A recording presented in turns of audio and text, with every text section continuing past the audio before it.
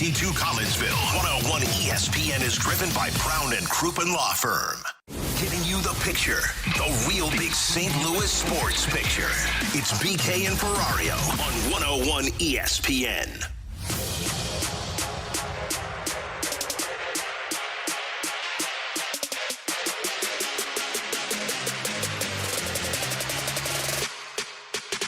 Obviously, the pink elephant in the room is what are we going to do with Nolan Arenado? You think back to when we first met on this in October, the GM meetings, etc.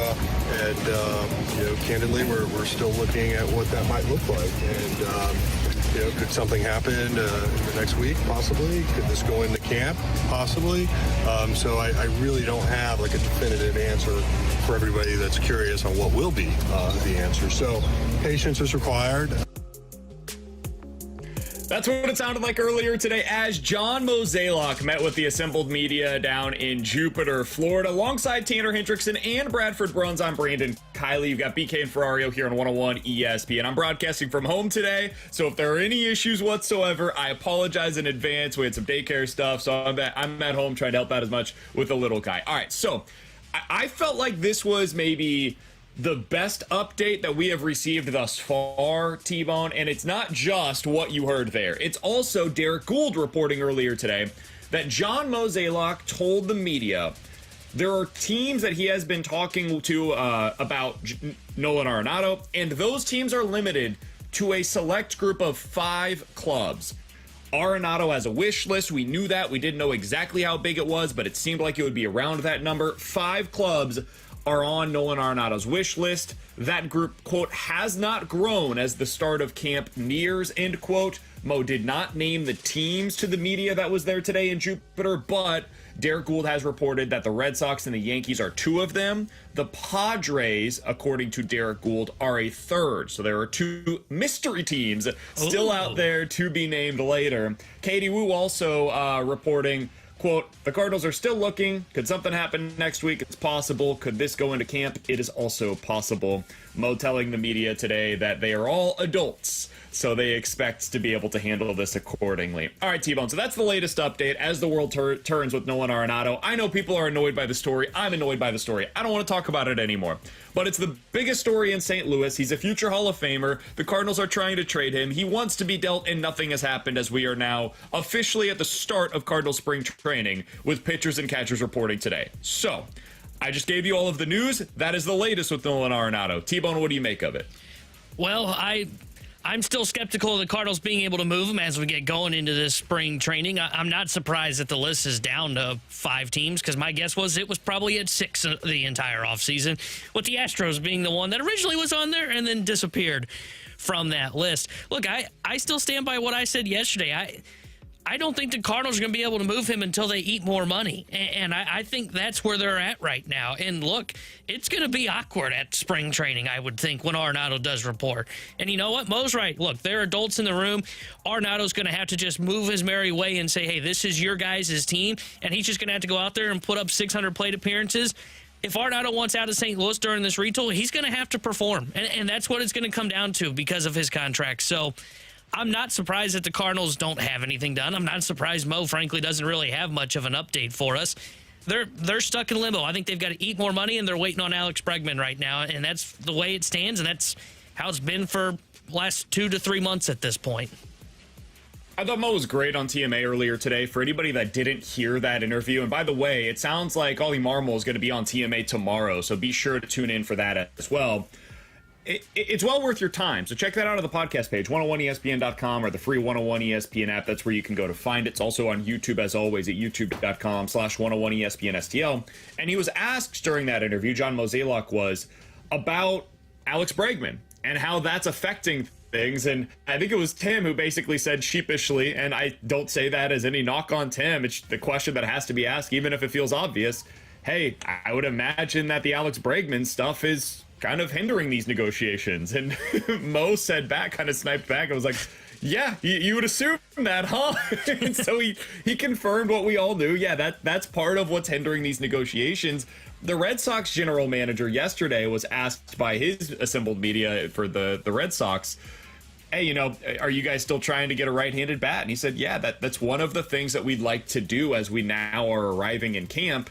And so let's just do the process of elimination, T-Bone. Here are the best right-handed hitters currently available via free agency. All right. Alex Bregman. He's pretty good. Jose Iglesias. Oh. Brendan Rodgers. Oh. Mark Canha. Justin Turner. Paul DeJong. Oh. In other words, if you want an actual right-handed bat, there are two options for you right now as the Boston Red Sox. One, Alex Bregman. They'd like to get him on a short-term deal. That has now been reported. Two, Nolan Arenado, who, guess what, has a short-term deal available. So, to me, it really just comes down to what happens with Alex Bregman, and it's incredibly frustrating for everybody involved. I think if he signs with the Red Sox, then the Cardinals might end up being left without a partner. If he ends up signing elsewhere, I think that the Tigers are probably the one team offering him right now a longer-term deal. It sounds like the Cubs are also offering a short-term deal.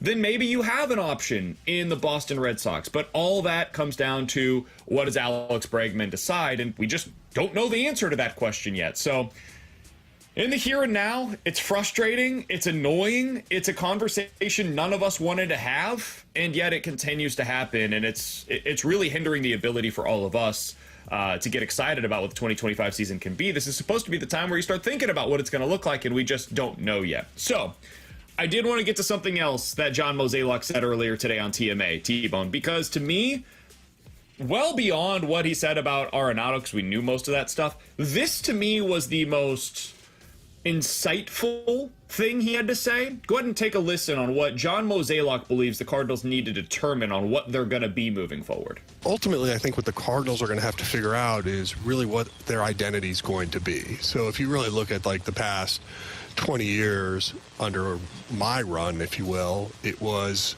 about really trying to maximize what we could get out of our roster. So we would push payroll as much as we could, and we let other things, I won't say slide, but we weren't investing as heavily in player development that maybe other organizations are. You're seeing that flip now. And ultimately, I think what's going to happen is the Cardinals just have to decide, what do they want to be like? That is a identity crisis to the max. He is essentially asking, who are you? What do you want to be? And what does that look like for the next decade? T-Bone, this is one of the things that makes it kind of difficult to discuss the 2025 Cardinals, frankly, because it's not about 2025. This is about 2027 and 2030 and who the Cardinals are going to be after the new president of baseball operations, Chaim Bloom, takes over. And we're not going to know the answers to those questions for quite some time.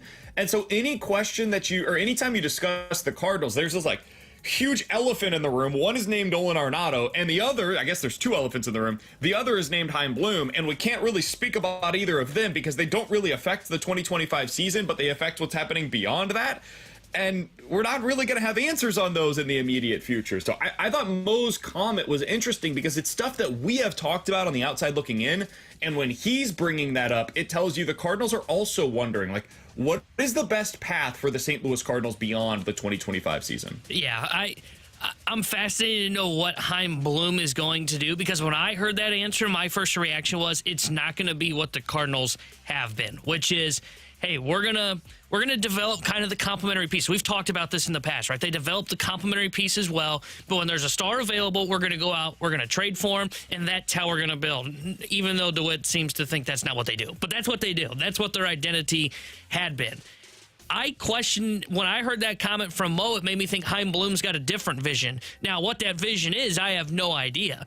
But to me, that sounded like what the DeWitts have been saying all offseason of, hey, the Cardinals' future path is going to be a drafting and developing team, and not so much hey, we're going to go out and we're going to trade for the stars. Now, maybe that does end up happening, but that's what I feel like their identity is going to be in terms of what the front office is doing. Now, what they end up doing on the field, you're right, it's a huge unknown. We don't know what they're going to be as an identity for a baseball team moving forward, but that's the way that I read into that comment was, hey, Chaim Bloom came in, and when they hired him as a special advisor, I think was his title last year, Mo said at the time, hey, we were hoping for different ideas when we brought him in. And I think that comment to me said, A, hey, we are at an identity crisis, but B, our identity moving forward is going to be different than what it's been for the past 20 years under John Mozeliak.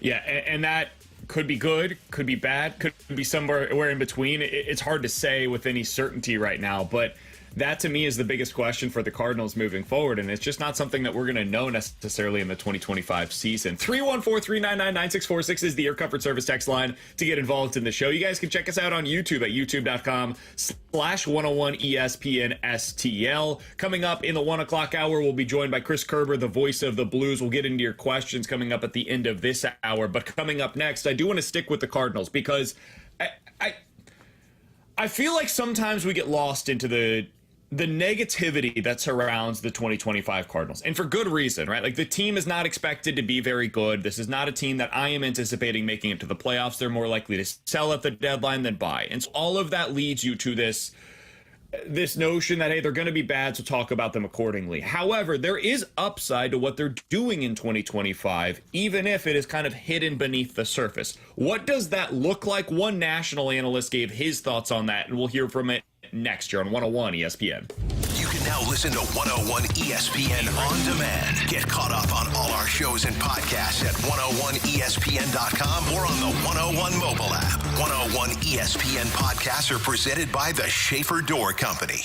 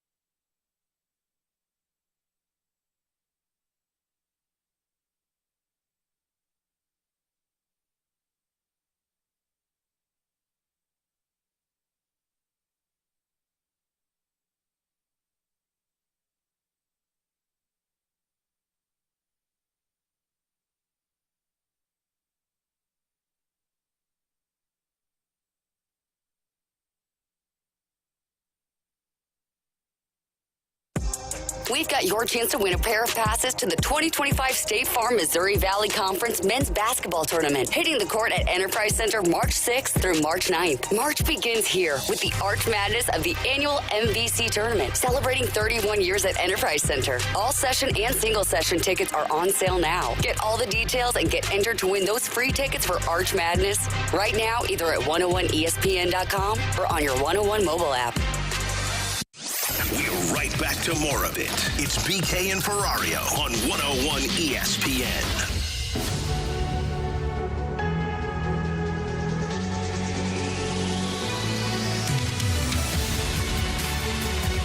All right, so I feel like when we talk about the Cardinals, it skews a little bit negative, and that's understandable. This is not a team that's expected to be, a legitimate contender going into 2025. So it makes sense that some of it is skewing negative right now. But Kylie McDaniel over on ESPN.com listed his winners and losers from the offseason, and it's no surprise the Cardinals were listed under the loser category, considering they have added exactly 0 players to their 26-man roster.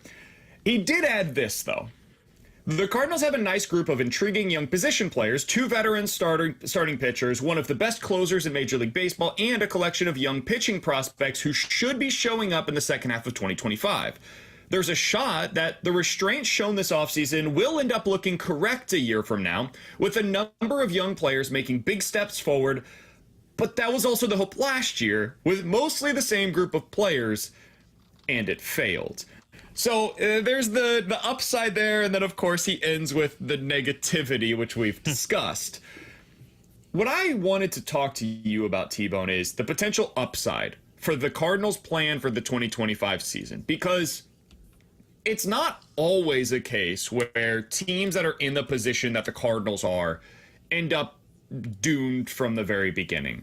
I mean, last year, it's not as if the Cleveland Guardians were like this bastion of hope. Hell, the same thing would be true of the Brewers, right? The Brewers went into last offseason and they traded off assets. They traded Josh Hader the year before. They ended up letting go of one of their biggest prize starting pitchers. The other one ended up being out for the entirety of the season with an injury. And they mostly just went with their young players, and it worked, and they ended up with 93 wins. We've seen this with the Twins in the past. The Detroit Tigers last year weren't like super aggressive in free agency. They did end up getting Jack Flaherty, but that was on a 1-year prove-it deal. So we've seen this work out in the past where it doesn't have to be a scenario where the Cardinals win 78 games in a forgettable season and we move on to 2026. For you, what is the upside for the plans in 2025? What would that look like? I think the upside for this plan is you end up getting a cost control core that you can then build around under the Chaim Bloom era with the offense specifically. I wouldn't focus on the pitching right now just because most of those young pieces that are nice that the Cardinals have, I don't know if they're going to be here. But for me in that offense, I mean, you look at it, and they should have the identity of what could be a good offense, right? You've got a guy that could play as a leadoff hitter in a Brendan Donovan or Mason Wynn, and then a balanced hitter like a Lars Noot who can get on base while also hitting for power. And then you've got guys like Jordan Walker that can be the 5-tool player, Nolan Gorman who can provide the 40 home run potential power. Like, the upside to this play is you end up with a very balanced lineup. Like we have talked about, I feel like, for 2 years when we talk about this offense, and BK goes, Tanner, it's all well balanced. It doesn't have an identity, and that's a good thing. And I go, I don't know. And then it didn't work. But that would be kind of the upside for this play for the Cardinals is, hey, you end up with this young core. These guys get this opportunity, and they can end up finding themselves at the big league level. And I think that's the important part of it is each individual player is going to be able to find themselves. To me, Jordan Walker felt like a guy that was lost all last year, and I don't just say that based on his performance. Based on the way he talks, it sounds like he didn't like the adjustments the Cardinals told him to make. And whether that is on Jordan Walker of, hey, you should have made those, or hey, what Turner Ward was telling him just didn't fit what Jordan Walker needed to be doing last year. If these guys can find themselves, you've got a young cost control core that you can then build around, whether it be in free agency or via trades, and Chaim Bloom can then really push the Cardinals in. When we talk about teams that push in outside of the free spenders in the Dodgers and the Mets, typically when you see teams really start to push their chips in, it's when they have a young core that works, and then they're really willing to supplement it. And I think that's the upside of this play is this all works, and then you really, who knows what the success would be in 2025, but as you said in the opening segment, it's more about 2026, 2027. If this works, then Chaim Bloom's going to have a lot to work with and a lot to potentially build around when he starts to go towards free agency. I guess here would be my question for you, T-Bone. Do you think the Cardinals' offense is going to be better or worse than it was a year ago? I think it's going to be I would lean towards worse. I think odds are it's going to end up being fairly similar, if I'm being honest. Because I think you're probably going to see one or two of these guys take that step, but I also know not all of them are, right? Like I think the Cardinals' pipe dream of all 4 of these guys like Gorman, Walker, Herrera, Noot staying healthy and staying on the field. I think 1 or 2 of those happen, and if 1 or 2 of those happens, I think the offense is going to be fairly similar. The reason I asked it that way is because I'm trying to figure out who's going to have a worse year than they did a year ago. Like, somebody's going to. It's going to happen. There will be guys that either just get hurt or they don't produce the same way that they did a year ago, and it's a surprise. That always happens in Major League Baseball. But it's not as if, like, Mason Wynn had a really good season last year. I think we would all agree with that, right? Yeah. Mason Wynn had a 730 OPS. He's not a guy that had like this 850 OPS and you're like, oh God, that might have ended up being his career year and it just happened to happen in his first season. 730 OPS feels very realistic for him. Brendan Donovan had a good season last year, but he finished with a slugging percentage of 415. I think he could upgrade from that a little bit. Maybe the average comes down, but I think the on-base is pretty stable at 340. I mean, Alec Burleson, really good first half of the season, dreadful second half of the season. I think his numbers at the end of the year with a 735 OPS, he could probably maintain that. I would expect Lars Nootbaar, hopefully, to be similar offensively and maybe play a little bit more. I guess the guy that you'd say maybe will be a little worse is Wilson Contreras. And he only played 85 games, so I just don't know how much that actually impacts their bottom line. I say that to say this.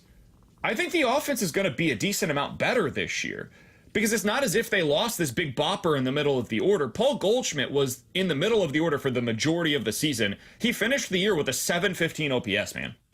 Most of their opportunities in the cleanup spot were with Nolan Arenado, 720 OPS on the season.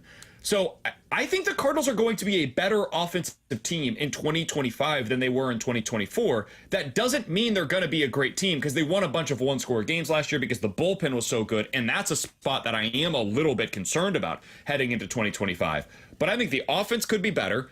I don't expect a massive drop-off from the pitching in terms of the starting rotation. I think it could actually end up being a little bit better as well. I'm not so sure that the Cardinals are going to be significantly worse this year than they were a year ago. So the upside is, hey man, might be a little better. It's not like this screaming endorsement of them, but it's not requiring every young player to be significantly better to have these career years. It just means like, hey, can you guys be a little above average? That's what the Cardinals need, because last year they had a bunch of black holes in the middle of their lineup. Yeah, so I agree of like, hey, Goldschmidt was not a big bopper last year, and he was 2% below league average when you look at his OPS plus at 98 and a 716 OPS. But like, is that my expectation for what Walker's going to be or what Gorman's going to become? Walker was 30% below league average last season when you take a look at his numbers. Gorman was 15% below league average. And I think it's got to be one of those two guys. And like you asked the question of, hey, who are the guys that do come down? I agree. Contreras probably comes down a little bit in a full season. He's probably not 36% above league average.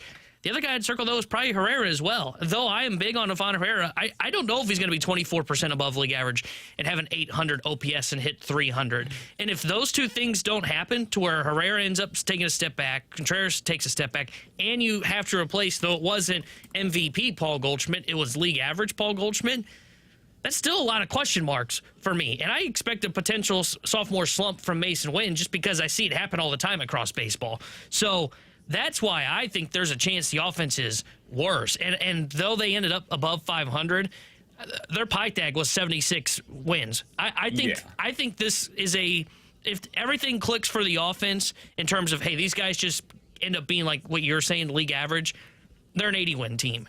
And if they don't, they're a 70-win team, in my opinion. And I think that's how much of a swing they have coming this year in 2025. It's possible. And I guess the place where we kind of go in our separate directions with the conversation about the offense is this. I think there is more upside available to them based on what they did a year ago than there is downside. I don't think there's a lot of room for Gorman to be worse. Like I think you saw last year what the floor is for Nolan Gorman. I think the same thing is true for Jordan Walker. I think that's as bad as you're going to see him be. He was a negative in terms of wins above replacement. He hit 200 on the season with a 250 on base percentage. They had just historically bad numbers from center field a year ago. Like literally one of the worst producing seasons by their center fielders in the last 50 years of Major League Baseball. Paul Goldschmidt hit in the middle of the order all season long and had an on-base percentage of 300, and Nolan Arenado was hitting, or excuse me, Goldie was hitting third and Arenado was hitting fourth. Arenado had an on-base percentage of 320. Like, I just don't know how much worse you're potentially going to be in these slots, and I don't know how much worse the young players can be. So I almost feel as though they reached their rock bottom offensively a year ago, and now it's one of those things where the only place to go is up. So that's why I have a little bit more optimism, I think, about the offense than many do. That being said, there's other things that have downside. Like the defense could get worse. The bullpen could be worse. And that could lead to more losses on the schedule this year than you saw a year ago. And that's where it gets a little bit frustrating. But to me, this season, I know this is not what Cardinals fans want to hear, but as a Royals fan growing up, I saw a lot of these kinds of year. This season is not about the wins and losses. This season is about, can you get that production from the young players that you need to be a part of the core in 2026 and beyond? And if they do what I think they are capable of, we're going to feel better coming out of the 2025 season than what we feel about them going in. Yeah, I've said, like, the hope for me, and I got to look up real quick what they ended up finishing last year, but my hope for the Cardinals is they kind of put together, and this would fit kind of the floor of what I said, so maybe it's a little better, is like what the Nationals were last year, right? The Nationals go 71 and 91, but they look at their lineup and they go, man, we've got a lot of nice young pieces here that there were probably 2 seasons away, but we like what we have. And I think that's the hope. Maybe not the 71 and 91. Maybe you want to go more like what the Pirates were, 76, 86, or hell, be a playoff team, of course. But that's kind of what my expectation is I end up leaving this season and saying, okay, I feel better about Walker. Okay, I feel better about Gorman. Or I say, hey, Walker's not a part of the core. At least I would have an answer then in that case.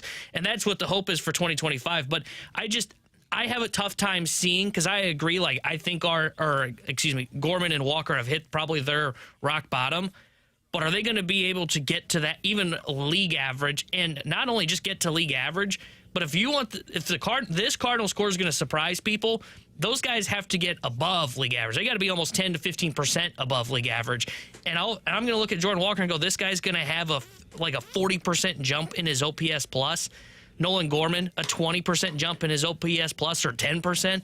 That's where my skepticism comes in with this starting line. And I just don't think they're going to hit for a ton of power. And that's a major concern for a guy that is slug baby slug. Yeah, that's where I think the biggest concern is they're going to have to do it by committee, and that's a hard way to go about things when you just don't have anybody in your lineup that really projects at least to be a 35-plus home run player. All right, I did ask this question on Twitter. 314-399-9646 is the Air Comfort Service text line to get involved in the show. I'm on Twitter at BK Sports Talk. The question I asked is what I asked of T-Bone. Will the Cardinals offense be better or worse in 2025 than it was in 2024? You got 4 options: much better, slightly worse, or much worse. I am curious to see where those results come in. We will talk about that coming up in the 1 o'clock hour. You guys can get your thoughts in on that on Twitter. Again, at BK Sports Talk is where you can go to be able to vote in that poll for us today. In 15 minutes, we'll get into questions and answers. Like I said, 314-399-9646 is the Air Comfort Service text line to get those questions in. But coming up next, Travis Kelce was open, honest, and vulnerable about his future on his podcast earlier today. We'll play some of that for you coming up next. And Cam Newton on what it's like to be the #1 overall pick. Some shots taken at his former teammates. We'll talk about all of that coming up next in NFL Quick Hitters here on BK and Ferrario. 101 ESPN is powered by Kaufman Townsley St. Louis's injury lawyers. Call 314-500-5000.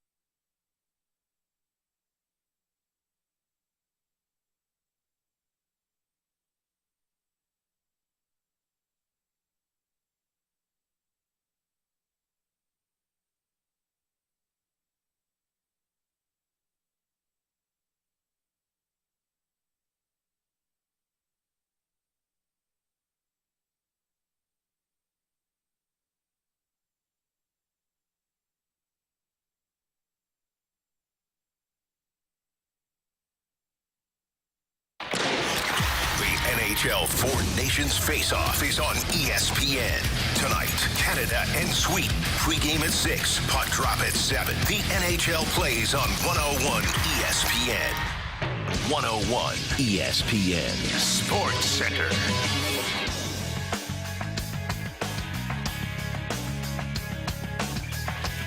Redbirds report for duty. Good morning. I'm Bradford Bruns. Your Sports Center update is driven by Johnny Londoff Chevrolet and Johnny Londoff Autoplex. Cardinals pitchers and catchers, among others, have officially arrived in Jupiter. Preliminary workouts happening today as TMA continues to hold it down at Roger Dean Stadium. Full interviews from the crew, including John Mozeliak's visit earlier, can be found on our homepage, 101ESPN.com. Hoops number 21 Missouri hosting 16-win Oklahoma tonight. Simultaneously, Four Nations face-off action will commence up north. Canada, with Jordan Binnington tending goal, encounter Sweden shortly after 7. This Sports Center update was driven by Johnny Londoff Chevrolet and Johnny Londoff Autoplex. See them at londoff.com. Chevy, together we drive. Are you kidding me? This is exactly where you want to be. Listening to us. It's BK and Ferrario on 101 ESPN. We're going to get into some NFL quick hitters here in just a moment, but T-Bone, I've said all along, I think that the guy that, or the team, it's kind of hiding in plain sight when it comes to the Nolan Arenado sweepstakes is the LA Angels. Earlier today, Derek Gould reported there are at least 3 teams that are in consideration for Arenado that are on his wish list. The 3 teams that he knows of are the Yankees, the Red Sox, and the Padres. So that means there are still 2 teams that we don't know the names of. I would assume the Dodgers are probably one of the teams that are on his wish list. They're not interested in him, though, so it doesn't really matter. We don't know that 5th team. Being in Southern California, I would imagine, would be pretty intriguing to him. The Angels happen to play there, and their general manager just told reporters that Anthony Rendon is going to have hip surgery and, quote, be out long-term, end quote. I've said all offseason, don't count him out. Never count out the Angels from doing something weird, especially as we get towards the end of spring train, or at the end of the offseason, and we lead into spring training. So just keep that in mind. The Angels are going to be without Anthony Rendon for probably the entirety of the season. Now, they did end up signing Yoan Moncada to a deal. It's like a 1-year, I think, $5 million contract, whatever. He's not the guy that you're going to be building the team around. Nolan Arenado would be intriguing for them. Yeah, I'm certainly more open-minded to it now since this news is broken, but I still think they're going to just go with Moncada at third base then. I think they'll go the cheaper option, $5 million. And if I'm Arenado, he's talked about going to a contender. And maybe the Hearts grown fonder away from home and he'd love to be in L.A. My expectation, he's going to look at that and go, really, Mo? They stink. No, I'm not going to go to the Angels. That would be my guess. All right. No, I like your thinking. You know, I'm open. Is a team. I'm open to getting rid of $60 million and freeing up 600 plate appearances. All right, so that is the latest as the Nolan Arenado conversations continue. Let's dive into some NFL quick hitters. Let's get away from the Cardinals for a little bit. So, one of the biggest questions lingering for the Kansas City Chiefs heading into this offseason is, what is Travis Kelce's plan? What is he going to do? He determines this. He has another year left on his contract, signed that extension prior to last season, has 1 year left on his deal. He talked on his podcast earlier today following the Super Bowl. This is from New Heights, about his future and why he's going to take some time to decide if he's going to play in 2025. Take a listen. You know, it's as you see yourself or not feel yourself have the success that you once used to have, man, it's a tough pill to swallow. And then on top of that, to not be there in the biggest moments, knowing your team's counting on you, man. Those are all extremely hard things to it's just a tough reality. And you know, I think I'm going to take some time to figure it out. And I think I owe it to my teammates that if I do come back, that it's going to be something that it's a wholehearted decision. I'm not half-assing it, and I'm fully here for them. And I think I could play. It's just whether or not I'm motivated or it's the best decision for me as a man, as a human, as a person to take on all that responsibility. You're preaching to the choir, brother. That was Travis Kelce on New Heights, a podcast that he does with his brother. After hearing him talk, T-Bone, I don't know if he's coming back, man. It sure sounds like a guy. When you start hearing somebody think about, do I or don't I, will I be fully committed or won't I be fully committed? Now, we've heard this from a guy by the name of Aaron Rodgers in the past, and he has always decided, you know what, I'm going to come back. Somebody needs me. I'm going to go play football again. I don't get the sense that Travis Kelce feels the need to prove himself again the way that Aaron Rodgers has. I think he might walk away this offseason and say, you know what? I can't play my best football anymore, and I don't want to just go out there to play. If I'm going to go out there, I want to be the player that I once was, and he's not that guy anymore. Yeah, this is the first time that I've thought he would walk away, and it's twofold. One, I mean, you're right. Once you start hearing guys start to have that conversation, it's not that far behind when they do finally call it a career. I mean, you mentioned Aaron Donald, I think yesterday or 2 days ago when we talked about this. It was, hey, Aaron Donald's considering retiring, and then he was done after the Super Bowl run. So, or a year after the Super Bowl run. So, I think hearing him, and I think you're spot on. He sounds like a guy that was disappointed that he wasn't the same guy that he was, and he felt like he let down his team. And hearing that, and you're right, he's not going to be a guy that's going to just suddenly probably bounce back. He's on the decline. This is the first time that I've really thought, yeah, he could walk away. And, like, now I'm leaning. Yesterday I was, like, 90% in on, hey, he's not going to retire. He's going to come back and play. I'm probably now 60-40 that he ends up calling it a career. It is worth noting, if he did retire, it would open up $20 million in cap space for the Kansas City Chiefs. That is what it would take for them to go make a huge move this offseason. Yeah. Like, if they wanted to add one of the top offensive tackles, or they wanted to go get, like, this sounds crazy in theory, but if they wanted to add like a T. Higgins or something, they could make that happen if they had that $20 million to spend. And they could also convert some of Patrick Mahomes' salary. There's other moves that they can make, but Travis Kelce walking out that door does allow them a little bit more flexibility to go make a move. Hell, they could franchise tag like a Nick Bolton or something if they wanted to go that route as well. So it would be a huge deal for them. He's one of their biggest leaders, and I know we sometimes talk within our show about how much that stuff matters. I think Kelce's leadership really does matter on the Kansas City Chiefs, but I'm starting to think he's probably not going to be back in 2025. All right, next thing that I wanted to get to today was Cam Newton. He was on Travis Hunter's podcast, the former corner/wide receiver for Colorado, likely top 5 pick in this year's NFL draft, potentially the number 1 overall selection. He had Cam Newton on the podcast, and he asked Cam about what it's like to be a number 1 overall pick. Take a listen. When I was the first pick, I went into a locker room of losers. How did you handle the pressure of being the top pick? Let's put it in perspective. You're the top pick because what? Where you play. No. You're looking at it from a personal situation.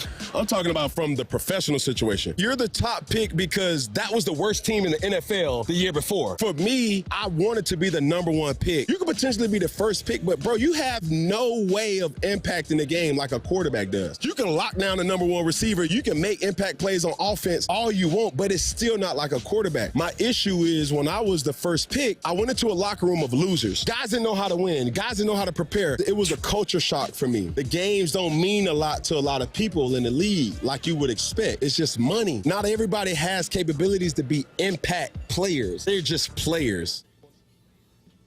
Okay, so there's a lot there from Cam Newton. The team that he joined in Carolina went 2-14 the year prior, okay? They had Jimmy Clausen as their starting quarterback. Now, they also had Steve Smith, who was a future Hall of Famer, and they had some really good players on that team, so much so that 2 years later they went 12-4 with Cam Newton as their starting quarterback. So, calling them a locker room full of losers, I do feel like is a little disrespectful, maybe a lot disrespectful for the guys inside of that locker room. That being said, some of what he mentions there is just true. The way that he phrased it was obviously not cool by any stretch, but going to the number 1 overall selection is number 1 overall pick is hard, man, because the team that you're going to is inherently bad, whether that's because it's a culture full of losers or if it's just because they don't have the talent. However you want to view it, it is really difficult. And he also said it a little crass, but true. A quarterback can impact those teams in a way that an offensive tackle or a cornerback or a wide receiver simply cannot. Think about last year, what Jaden Daniels was able to do for the Washington Commanders. He's just going to have more of an impact than a Travis Hunter can for the Tennessee Titans. Look at Malik Neighbors with the Giants, right? Totally. I understand what Cam was trying to say there. I would have said it a little bit differently, but that's just not the way that Cam operates. Well, you have a tone problem too. Totally. I do think some of what he said there, though, is actually pretty good advice for a guy like Travis Hunter, who's going to go into a situation that he's probably never been in before. Yeah, I agree. I think some of what he said, he's 100% spot on, and it is good advice to Travis Hunter of like, hey, man, look, you're going to go to a team, they're not going to have a ton of talent. Like, that's just the fact of it. There's a reason these teams pick in the top 5, and it's what made Caleb Williams' situation so special. Right now, that team had flaws, but it had some talent on it when Caleb Williams got drafted #1 overall. That just happened to work out because the Panthers had a terrible trade, and that's the reason the Bears end up with such a great spot for them.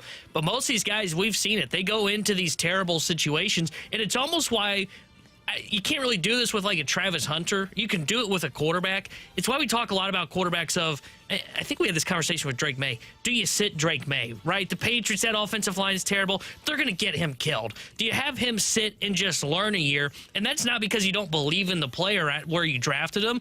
It is more about doing what's best for the player, not putting him in the advantageous spot. Now, you can't do that with the Travis Hunter because he's going to be a wide receiver / corner, and you're not going to sit him for an entire season to protect him. But, yeah, I think what Cam said there about going to those #1 teams, I think there was some truth to that, and I think he's 100% spot on how a quarterback is going to impact a team so much different than a wide receiver / corner. I will say some of the top picks this year feel a little less hopeless than what they've been in previous seasons. Like Cleveland, if you're a quarterback going to that situation, there are some issues, don't get me wrong. But if you're a good quarterback, that Cleveland team could be good pretty quickly. They're not completely hopeless. They're not just a wasteland of a franchise in terms of the talent, if they can keep Myles Garrett, of course. The Giants, if you were a good quarterback and you went into that situation, I don't think that's a wasteland. The Patriots, and now that's more of the Travis Hunter conversation. Yeah. I think they could actually be a pretty decent team next year. So it's not as bad as it has been in previous seasons where you look at the #1 overall pick and you're like, man, there is nothing there. Like, it's just dreadful and there's no hope for the foreseeable future. So this is a unique season in that regard. But I do think there's actually, hidden inside of a lot of bluster, some pretty decent advice there from Cam Newton for Travis Hunter on what it's like to be the #1 overall selection. Yeah, and right. I'll say this too, real quick, BK. I agree, Tennessee, Cleveland, not wastelands. I think the Giants is. I think the Giants is a terrible situation for whoever gets drafted there. I think that might be true. All right, coming up in about 15 minutes, I want to talk about my favorite player heading into the 2025 season. I think there's one player on the Cardinals that seems to be the forgotten man right now, and I just don't think he should be. I think he projects to potentially be a lot better than a lot of people are giving him credit for. We'll talk about him and what he's done this offseason to improve in 15 minutes. But next, 314-399-9646 is the Air Comfort Service text line to get involved in the show. Questions and answers here on 101 ESPN. Take the fast lane home weekdays from 2 to 6 p.m. with Anthony Stalter, Jamie Rivers, and Carrie Davis on 101 ESPN. 2 former pros and 1 average Joe. The fast lane is driven by Scrap Mart Metals Recycling.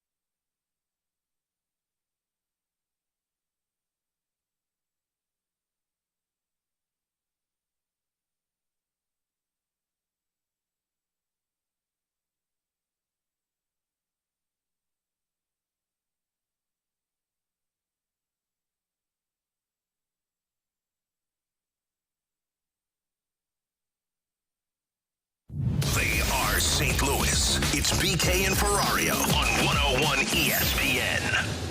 You've got questions, we may have the answers. Maybe. It's BK and Ferrario's questions and answers on 101 ESPN.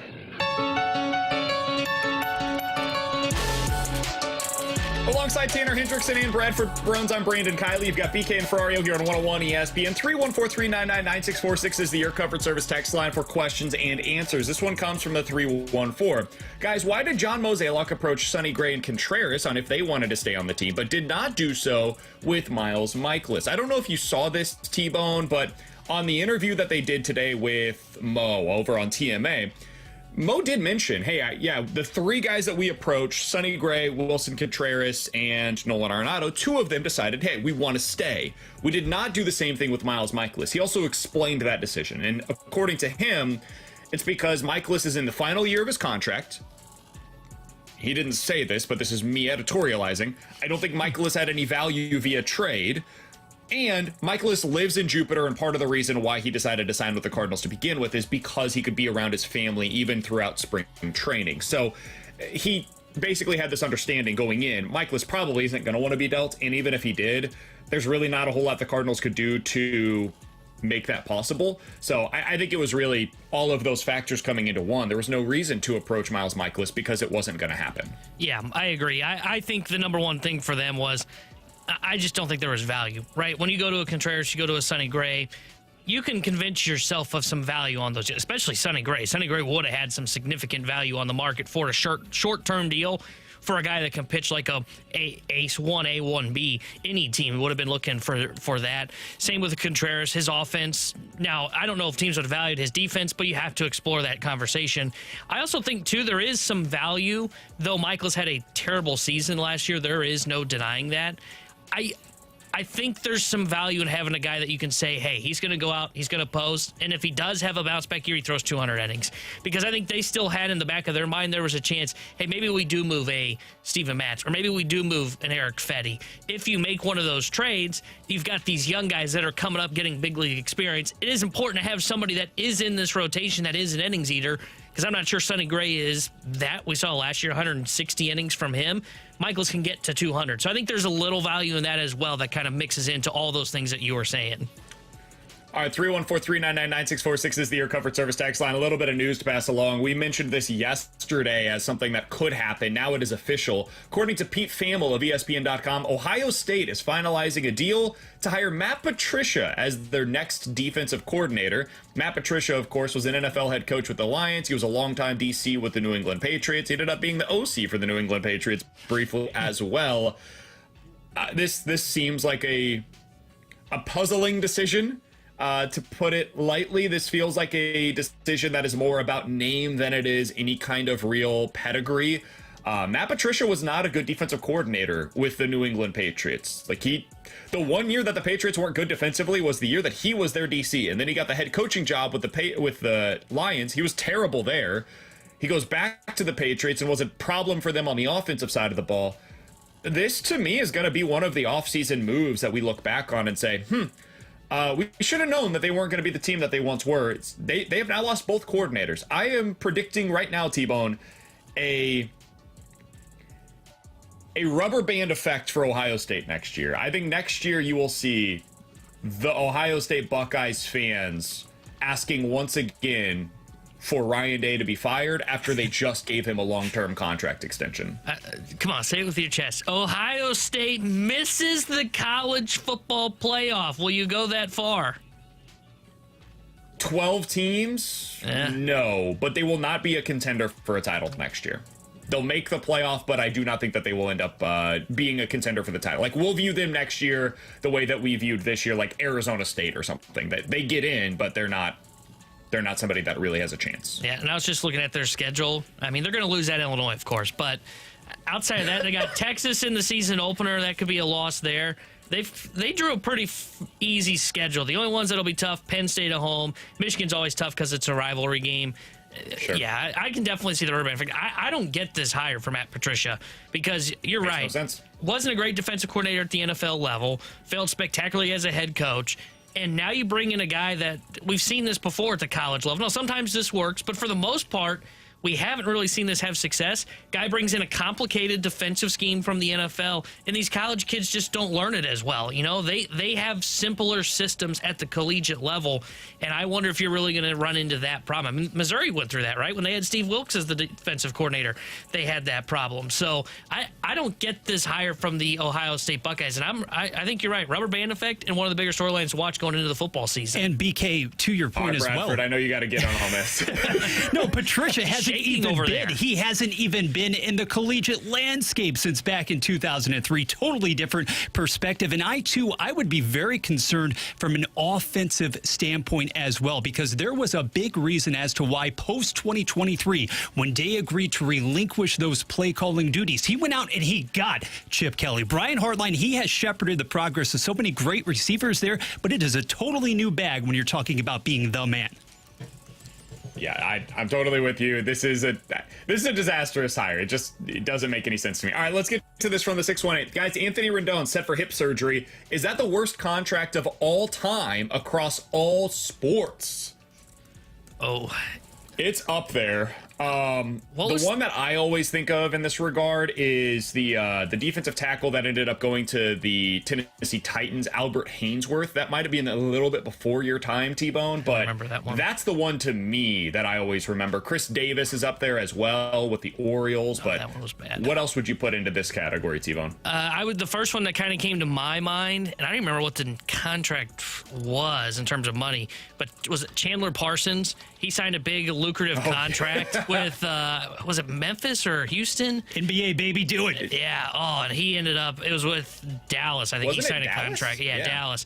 And he just never was the same guy from when or Memphis, when he left Dallas and went to Memphis. Never was the same guy. But he got hurt consistently. That was one that came to my mind, was the Parsons contract, of that one being a disaster in the NBA. Deshaun Watson is another one that I would throw into this category. Bradford? Yeah. Quite frankly, at the moment, Brad Beal's situation looks pretty dire as well. 3 years, $161 million, and I hate doing that to our town's guy, but that's pretty bad in the moment. It's bad, but at least... Maybe not all-timer, I understand he's that. a decent player. When he's on the floor. Yeah, for sure. That one feels a little different than some of these others. Like, true. I remember the Albert Haynesworth. Like, he was actively bad for them. Deshaun Watson was arguably the worst NFL quarterback last year. Anthony Rendon, even when he's played, which doesn't happen very often, was pretty terrible overall. Chris Davis was, striking out 220 times a year and was one of the worst everyday hitters in Major League Baseball. So those feel like a little bit of a different level of bad. But man, yeah, there's some bad contracts going around in pro sports right now. Somebody else says Wander Franco. That's a little different. His contract, yeah, it's basically off of the books because of the legal issues that he ran into. But yeah, committing as long as they did to a person, and really more the person than the player, that obviously the Strasburg one ended up being incredibly poor, really bad. Totally. That's another bad one. But they got a World Series out of it, so But he signed that contract extension after the World Series, because that's what. Was that after the World Series? Yeah, he got paid because of the World Series, because he won. I think he won World Series MVP and NLCS MVP, if I'm not mistaken. And then he got the huge contract, and I think he pitched like one season, and then his arm just got blown up. He's still on the books for Washington. Yeah, I was mixing up him and Corbin, because Corbin, they got the World Series out of it. That one was bad, Corbin too. has aged incredibly poorly. They basically made the mistake of learning the wrong lessons from the Max Scherzer contract. Like, they saw Max Scherzer succeed for them in one of the best contracts in the last 20 years in baseball, and they were like, oh, cool, we should just pay all the good pitchers. Like, that's the way that we should go about this. And the truth is, they just hit on one of the best pitchers in the history of Major League Baseball. That was the lesson. Yeah, they paid Strasburg 7 years, $245 million after that World Series run. In that, they got 8 starts, 31 and a third innings pitched, and a 6.89 ERA. Oh my God, dude. Woof. That might be the worst. Yeah, that one's up there. Oh, that's brutal. Man.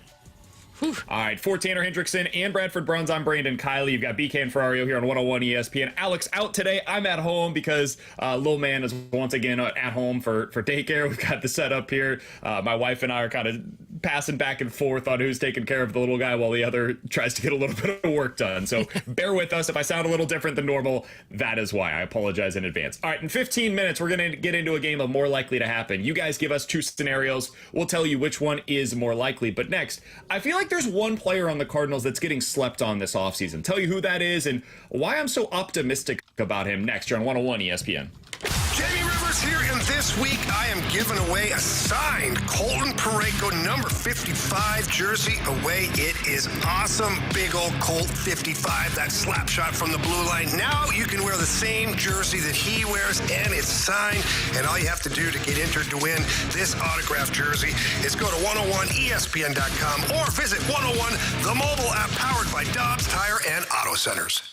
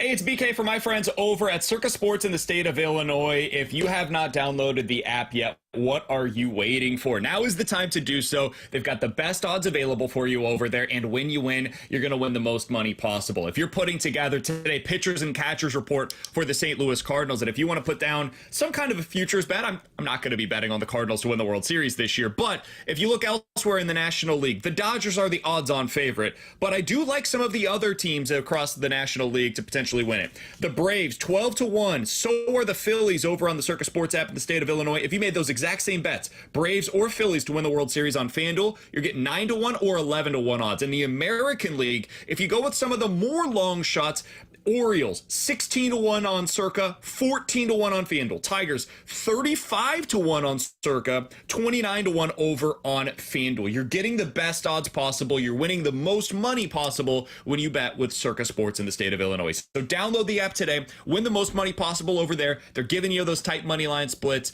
Circa Sports is the BK and Ferrario sports app for betting. If you or someone you know has a gambling problem, call 1-800-GAMBLER or text ILGAMB to 833-234.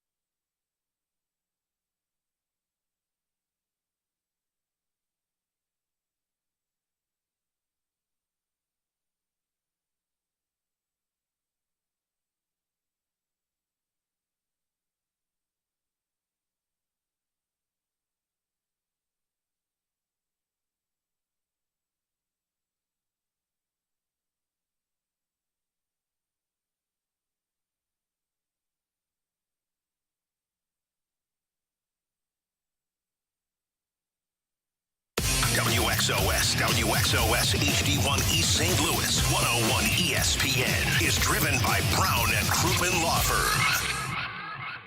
Giving you the picture, the real big St. Louis sports picture. It's BK and Ferrario on 101 ESPN.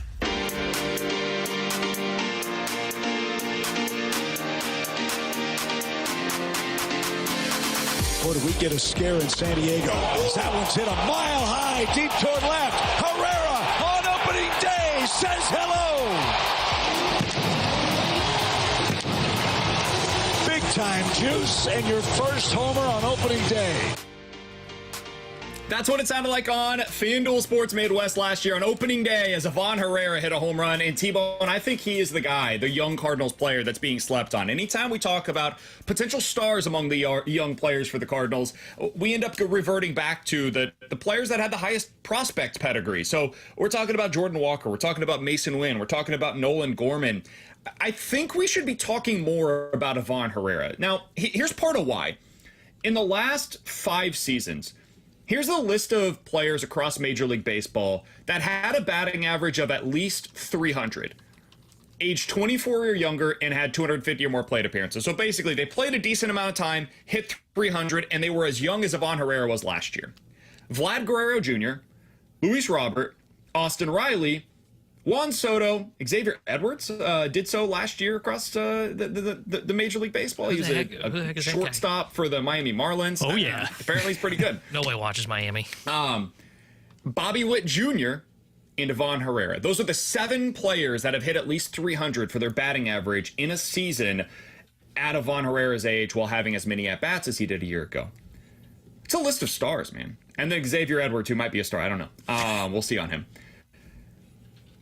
I feel like we never talk about him, T-Bone. And I think it's because of the defensive issues that we saw from Ivan Herrera a year ago. But his upside as a bat is pretty spectacular. I mean, this is a guy who conceivably could be as good or better as a hitter as Wilson Contreras was. And all he needs to be is average behind the plate. Now, there was a good piece earlier today from Derek Gould in the St. Louis Post-Dispatch where he was talking about what the Cardinals are doing behind the plate. And you have to go back like 90 years to when they had this little production and this little experience coming back to be their starting catchers behind the plate. Here's what Derek Gould wrote. Ivan Herrera went where pitchers often go to tap into more velocity. He went to driveline. And at driveline, Ivan Herrera worked on his throwing mechanics and arm strength in order to give himself a better chance of patrolling the bases in 2025. Herrera has also adjusted his diet to a healthier menu for the workload that lies ahead. Quote, I can't tell you how hard I worked this year and how badly I want to take these opportunities. I feel really confident about this year, man. I feel very confident this year is going to be a good one because I put in the work in every aspect of my game. I think this is the camp that can dictate the future for me, end quote. That was Ivan Herrera talking to Derek Gould. Again, that full piece can be found over on the St. Louis Post-Dispatch website. T-Bone, I'm high on him. I think Ivan Herrera has a chance to finish the season as the Cardinals cleanup hitter. I think he has a chance to finish this year as a hitter that hits like 280 with 20 home runs and starts 60% of the games behind the plate. What do you think are realistic expectations for Ivan Herrera coming into the season? Am I overly optimistic about his upside? I don't think you're overly optimistic about his upside because I think of these core players that we're talking about, like Walker, Noot, Gorman, Herrera. To me, Herrera is the one that has the best chance to reach that ceiling just because we've seen him have success at the big league level. I mean, you mentioned his numbers. He finished among qualified catchers last year, top 15, a minimum 200 plate appearances, top 15 in OPS plus, slugging percentage, on-base percentage, and average. In fact, he was first in average at 301. So I think his upside is the one that can be met, right? I think this season for like a Jordan Walker is more about stabilizing than it is, hey, can you get to your peak this year? I think Herrera, it's, hey, he stabilized at the big league level last year and his opportunity. Now it is about, okay, what is that next step or what does that next step look like? And I think he has more power. I mean, 20 home runs, little lofty maybe there, but I think like 15 should be in his range of outcomes. I mean, he's a guy that hit for some pop when he was in the minors. He had a .500 slugging percentage in 2023 in his games with Memphis. So I think he is a guy that's capable of hitting between 270, 290, be an on-base guy that gets around like 360, 350, and then you want to see that slug come up a little bit. He should be a guy that could be anywhere between 15 to 30% above league average, in my opinion. And that's a stud. Like, yeah. A star, I don't know, but a catcher who hits like that, if you're an average catcher and you hit that way, I mean, we're talking about Wilson Contreras. We're talking about Sean Murphy. Like, there are very few catchers that have that kind of upside offensively. So really what we're discussing is the type of potential that the Cardinals are lacking in the middle of their order. And if you're just looking, because I know this fan base can at times be a little old school, and I don't say that as like a condescending thing, but like batting average matters in St. Louis in a way that maybe it doesn't in some other markets. If you're looking for Cardinals players at Ivan Herrera's age that have hit 300 in a season, in the last 20 years, you're talking about 4 names. It's Ivan Herrera, Tommy Edman, Steven Piscotty, and Albert Pujols. Like, those are the guys that have hit the way that Ivan Herrera did a year ago. And I don't know if he's going to consistently hit 300, but doing so once shows you that at least he has the ability. And Herrera did get a real opportunity last year. Now, he failed defensively, and the Cardinals sent him back down as a result. But in 250 at-bats, he was a guy that had an OPS plus 25% above league average, man. That's different than so many of the other players that we have seen for the Cardinals, where many of these guys come up, get that opportunity, and they fail with it. Ivan Herrera is not that player, and now it's just about taking advantage of the extended chances that are there, the extended runway that is there for him in 2025. And the nice thing about this season of getting an answer on Ivan Herrera is, look, if his defense doesn't play at catcher position, and the running issue is another problem once again, you have to find, you can find him a new position. And this is where I would come down on it. If he ends up having to move to whether it be first base or just becomes an everyday DH, this is the kind of bat that we're talking about that you have to find playing time for. And that was our biggest gripe with the Cardinals last year was, hey, Ollie, this dude's hitting 300, has an 800 OPS. It's fine if we want to say Pages is going to be the catcher, but you've got to find this guy plate appearances. And that's where this season they're going to get answers on his bat, but most importantly on his defense. And if he can't be a catcher moving forward, they will have to make that pivot and say, how do we keep this guy in the organization in 2026? Because it won't be behind the plate. Will it be at first base, or do we have to start viewing the DH as a actual position rather than what they have done, which is, hey, this is kind of like a half day off? No, I don't think you can treat the DH spot like that. And Herrera might have to just be that guy that fills that void if his defense doesn't take that step. And to that point, T-Bone, who were the guys that they were using that half day off for? Goldie, Arenado, and Contreras. And why was that? Because they're over the age of 30, right? Yeah. So I don't think that you're going to need to use it that way going into 2025, as long as they can get something done with Arenado, which remains an open-ended question. But if they can trade him, now you're suddenly allowing yourself that flexibility to utilize that spot as a real place to be able to get, whether it's Burleson or Ivan Herrera, one of these guys with a better bat but less defensive versatility, less defensive value, get those bats into the lineup every single day. Nolan Gorman, another guy that if it doesn't end up working out for him at third base, cool, we can go ahead and put him at DH and just utilize him there. It allows us to get one of the bigger bats into the lineup on a day-in, day-out basis. Last thing that I wanted to get to here, T-Bone, before we get to more likely to happen on the other side, 314-399-9646 is the Air Comfort Service text line to get your scenarios in. I thought there was an interesting line in another piece from the St. Louis Post-Dispatch today. Ben Hochman talked with our guy Brant Brown, who is, I would call him loosely a friend of the show, Cardinals' new hitting coach. He joined the show once, which means he's a friend of the show. He was talking to Brant Brown about lineup construction, right? Something that we love here in St. Louis. Where should guys be hitting? Gersh told me it doesn't matter. I like the way that he framed this. And now he's on special projects. That's all I'm going to say. Exactly. Ben Hochman wrote the following via a quote from Brant Brown. Quote, "That's why a lineup is created. Each person in that lineup has a superpower. They know their roles. They know what to do in specific situations," end quote. And my read on that is basically Yeah, every person inside of that lineup is asked to do something differently. The role for the leadoff hitter is different than the role that whoever is playing in that cleanup spot is going to have, which is different than Michael Ciani or Victor Scott, who are going to be batting ninth. Together a lineup that each person will understand what their identity is and what they're asked to do on a day-in, day-out basis, T-Bone. I worry that they won't have that, what you're talking about, for the middle of the order. Because I just don't know who those guys are right now and at this point in their career. Like you mentioned, like sometimes it feels like they've got guys out of spot. Brendan Donovan hitting fifth is the first thing that comes to mind. And they were doing that at the end of the season. He was a guy hitting fifth. That's not going to be Brendan Donovan's role. Brendan Donovan is the guy that is, hey, I'm going to work the count. I'm going to get on base. He's more of a top of the order hitter. Mason Wynn, he's a guy that is, you know what, if you put him at the top, which I don't think he profiles well with because he doesn't draw walks to get on base. So Mason Wynn belongs more at the bottom. So I think they've got like that top portion of guys that can get on base. Donovan, I think Noot can fall into that category if he doesn't add more pop to his game. I just don't know who the like slugger is in the middle of this order. Contreras fits that. That's one guy.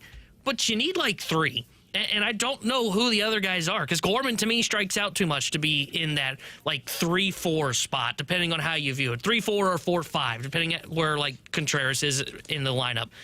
That's my concern, is that they're going to ask a guy like Jordan Walker to, hey, are you that? Can you be that guy? And maybe he ends up developing into that guy, but he's not there yet. Jordan Walker is not a guy that should hit in the middle of an order right now as he continues to just try and establish himself at the big league level. Same can be said for Gorman to an extent. And that's where I have questions about this lineup of who are the mashers that will be in the middle. I like the top.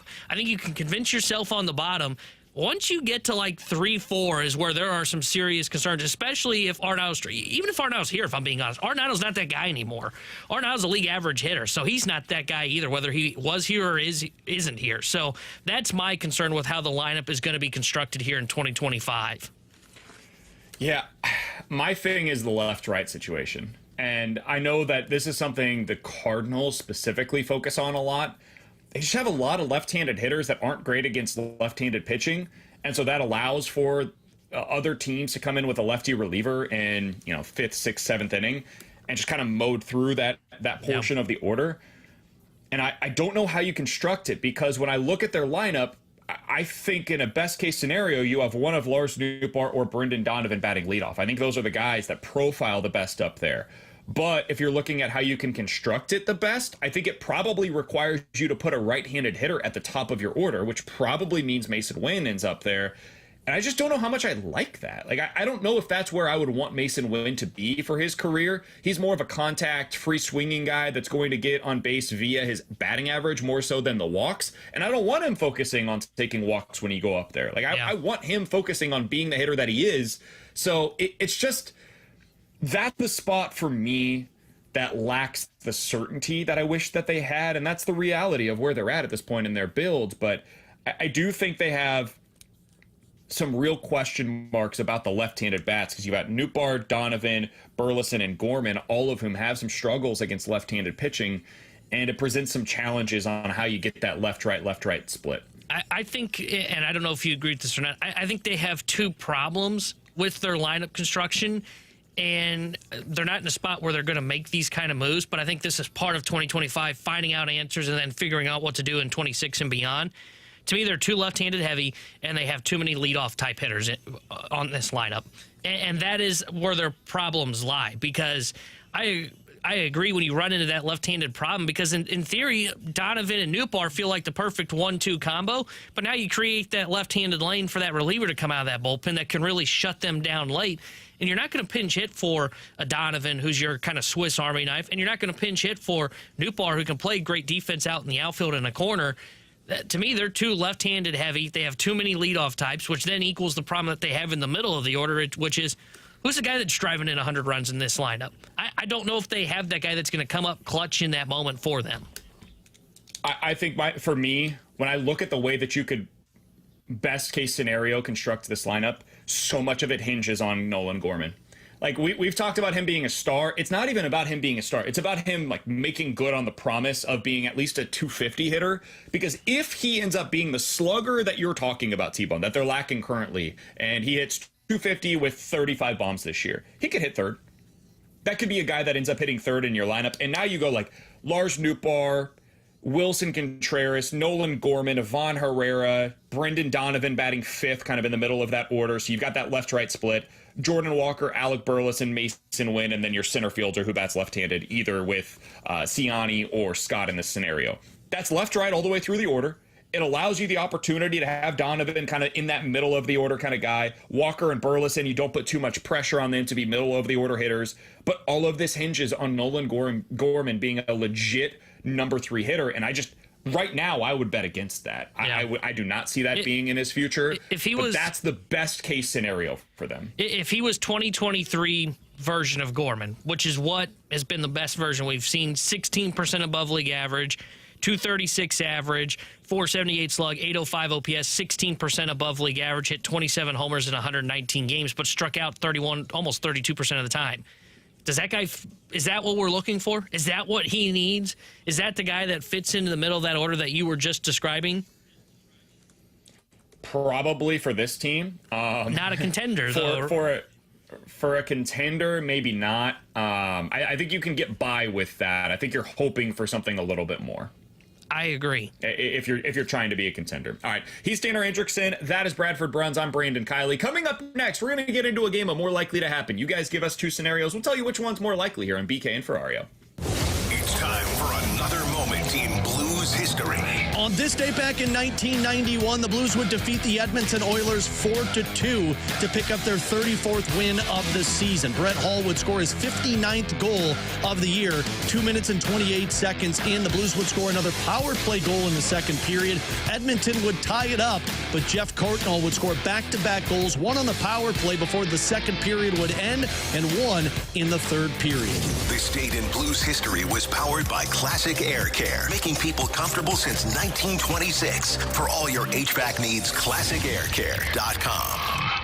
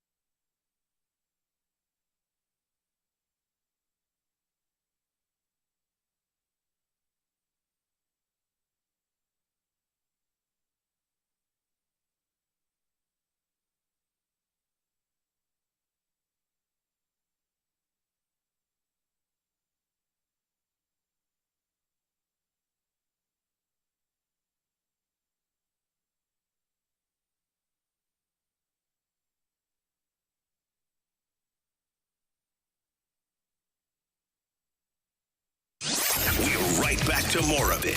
It's BK and Ferrario on 101 ESPN. What's more likely to happen? They'll figure it out. BK and Ferrario's most likely to happen.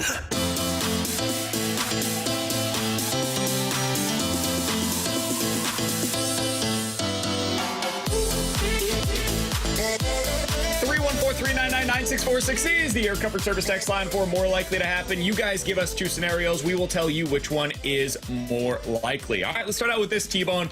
We've mostly finished our Super Bowl coverage at this point, so I promise we're not going to bring this up every day for the next 3 weeks. However, more likely to be back in the Super Bowl next year, the Chiefs or the Eagles? This for me is easy. It's the Eagles. I mentioned this yesterday. I worry about the Chiefs going through kind of that Patriots lull that they had because of all the questions that they have. You know, they've got to address that offensive line. They're going to have to address that wide receiver room, especially if Kelsey retires. If Kelsey retires, Rice is the go-to target for Mahomes, but I think he's going to need some more help. And defensively, they're going to start getting paid. So for me, it's the Eagles. It's just because they got the roster in place right now. They're clearly in their window. We had questions coming off of the Super Bowl of like, is this the beginning of a dynasty for them? And they're in the NFC, the weaker conference. They don't have to go through an Allen or a Lamar or a Justin Herbert or a Joe Burrow. They only have to go through one of those guys, and that's when they get to the promised land. So for me, it's easy. It's the Eagles. Bradford, you want to get in on this? I will. I'm still, believe it or not, Tanner, I will ride with the Chiefs because, BK, I've been listening to you a lot over the course of the last couple of days, and I do believe that patented Chiefs pivot, it is on the horizon. They will do anything and everything necessary, exhaust all of those resources to fix the O-line. And correct me if I'm wrong here, but I think with the exception of Worthy, obviously Rice coming back off of injury, and Gray is still under contract for an additional 2 years, you're probably clearing out the rest of the wideout room too as well. I am going to go with the Chiefs. You guys know where I stand on this. I think the Eagles are well situated, and I don't know who this team is going to be, T-Bone, that ends up in the Super Bowl from the NFC. It does feel very wide open right now, and by the way, I just saw this from Daniel Jeremiah of NFL.com, NFL Network, who said, quote, "I'd be fascinated to see what trade compensation would look like if the Giants traded for Matt Stafford. What? If they could hold on to the third overall pick, they could have some really fun options." It was then retweeted by Greg Rosenthal, who also works for the NFL Network, who said it's not getting enough attention that Stafford appears way more likely than not to be gone. Also, I'd be stunned if they got a top 5 pick for him. So the reason I bring that up is because if the Rams trade Stafford, I don't really know, other than the Detroit Lions and the Washington Commanders, who the real contenders are in the NFC. So maybe I'm wrong on this. Maybe on the fly, I'm going to change my answer to the Eagles. Tanner, what's up with your boy? I feel like that was all leading to you going with Philadelphia. I was like, wait, I'm following along. As I saw that, I was like, yeah, it was a wild ride to get to a place where I'm like, actually, I'm going to go ahead and reverse course on what I just said. But man, when you think about it, there's just not a lot of contenders in the NFC, man. And if the Rams do end up trading Matt Stafford, first of all, that's going to be the biggest storyline of the offseason. And second of all, the quarterbacks in the NFC, if he goes to the AFC, the only one that will have gone to a Super Bowl are Hurts Jared Goff. Oh, and Purdy. And Goff, Purdy, and yeah, I can't believe you forgot about him. Goff, Purdy, and Hurts. And the only one that's won a Super Bowl would be Jalen Hurts. It's crazy. All right, Bradford. All right, T-Bone, what do you got for us? All right. More likely to happen. Victor Scott and Michael Ciani combined for more starts in center field than Lars Nootbaar. Which one's more likely? Those two are in center field more, or Lars Nootbaar gets more starts in center field than those two combined? Scott and Ciani, I don't think it's close. Interesting. I'm with you all the way because Lars Nootbaar has yet to play in more than 117 games, period, in a single season. He claims he can if stay I'm healthy not in mistaken. center. Oh, he'll stay healthy in center? No, the Ciani-Scott combo. We want to see the top flight speed. We want to see the top flight defense. Give me the tandem. Yeah, I think it is going to be those two will combine for more starts than Lars Nootbaar. They seem unwilling to go with Nootbaar in center, which I don't fully understand, but I actually think it's going to be Victor Scott that ends up with the most starts out of these three because we mentioned it yesterday. I think he's going to have a good enough camp to where he earns the starting job, and I'm a believer in the changes he made in the offseason. I'm not saying he's going to be a guy that's 10% above league average, but if he can be like a 90 to 100 OPS plus, you can get away with that guy starting in center field. Bradford? Last night, guys, Kevin Durant became the 8th player in NBA history to net 30,000 career points. Now, Phoenix lost again, of course, to drop below 500. So my question to you guys is, more likely to happen, KD wins another title or LeBron gets his 5th? Guys, I don't know if you've been watching much of the NBA since Luka came over to the Lakers. There's a lot of projection system out there that have the Lakers its top 3 team in the Western Conference at this point. Oklahoma City, Denver, and the Lakers. So I'm going to go with LeBron. I think it's more likely at this point that LeBron's able to get one. Luka changes the calculus on this. People forget, hey, last year he was in the NBA Finals for the Dallas Mavericks, the team that just traded him. I think it's going to work. I think Luka and LeBron is going to be an unbelievable offense. They're going to stink defensively, but I think they are a much more likely team to be able to get to the NBA Finals. Yeah, I agree. I think it's more likely you'd see LeBron end up getting his next one because with Luka, I mean, one, LeBron doesn't even look like he's lost a step. He still looks great at 40 plus. And then you add in Luka, he's a better player than Anthony Davis to be he's now number 1, I would say. LeBron just became number 2 on that team. For KD, he needs help, man. Like, KD's not the guy, and I think Charles Barkley is the one who had like the famous quote, KD's not the guy that's going to drive the bus to get you to the championship, right? He's going to be the passenger that's saying we all the way there. So I would say definitely more likely it's LeBron that gets the next title over KD. Yeah, KD still has a few years on Bron, but these individual quests to be the guy, how did that work out in Brooklyn? How is it working out at present in Phoenix? The LeBron-Luka dynamic for at least the next couple of years, it's going to be fascinating to monitor because now you don't have LeBron in constant facilitator mode. He can play off ball. It can be Luka. It can be the ever rising Austin Reeves. I do worry a little bit about the paint not getting Richards in the postseason. But right now in Denver, you look at it, okay, you have Jokic and Murray, who's wildly inconsistent. Oklahoma City still has to show me that it can go over the top. Give me the Lakers and LeBron. Yeah, I think OKC's winning the title this year, but we can have that conversation a different day. All right, from the 479, more likely to happen. The Cardinals make the playoffs or they win fewer than 75 games this year, T-Bone? I'll still go more like, I guess I'll go more likely they make the playoffs. I just don't think the Central's very good. I know all the talk is around the Chicago Cubs. I could totally see where the Cubs suck. Like, everybody has a range of outcomes where they end up being like a 80 to 90 win team. Everybody also has a range of outcomes, like I just said, of the Cardinals, where they could win like 70 games. So I'll go more likely they make the playoffs than it is that they end up at that loss mark. Yeah, I'm sorry. What is the division again in which you play? I go to that tired argument time and time again because this isn't a team that is at the bottom of the barrel. Nobody jumps out at me as having had this significant uber-loaded offseason around the division. Cards are still better than that. Yeah, I also agree. I'm a little higher on this team than most, which is no surprise to many. All right, final thing here. More likely to happen. Arenado goes to the Red Sox or Shin ends up as a Maple Leaf before the start of next season? Oh, I'll go more likely Arenado's a Red Sox. I mean, you mentioned it earlier. Their GM spoke to the media and said they're still looking for a right-handed bat.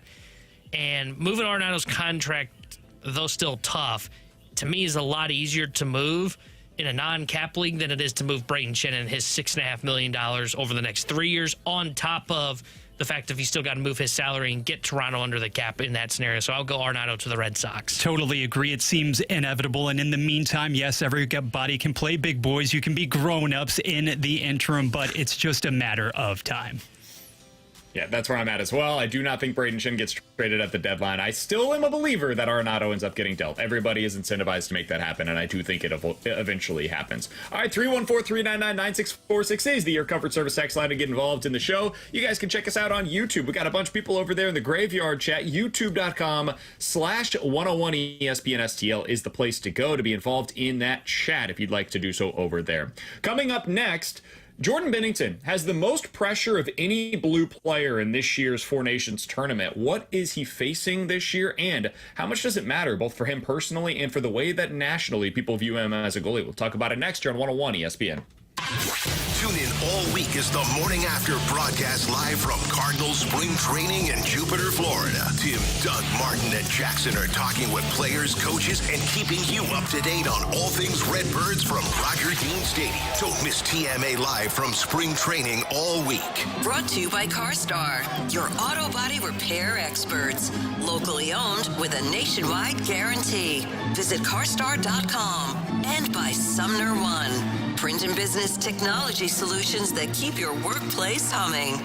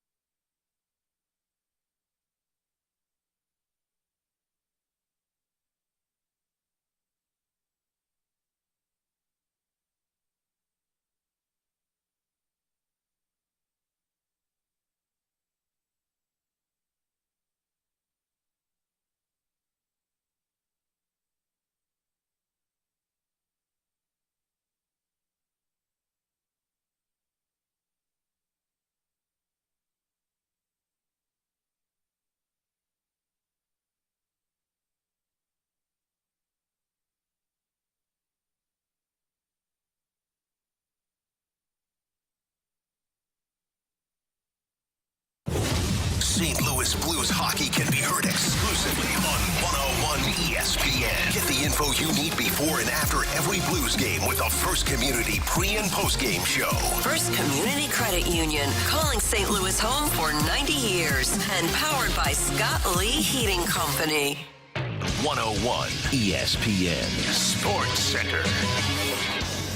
Donovan decision looms. I'm Bradford Bruns with your Sports Center update, powered by Saliga Heating and Cooling. As pitchers and catchers reported for Cardinals spring training yesterday, Brendan Donovan went to salary arbitration. The 28-year-old seeking $3.3 million following last season's output of 14 homers plus 73 ribbies. St. Louis also awaits a ruling regarding outfielder Lars Noot. Hockey 101 ESPN has that Four Nations face-off opener tonight.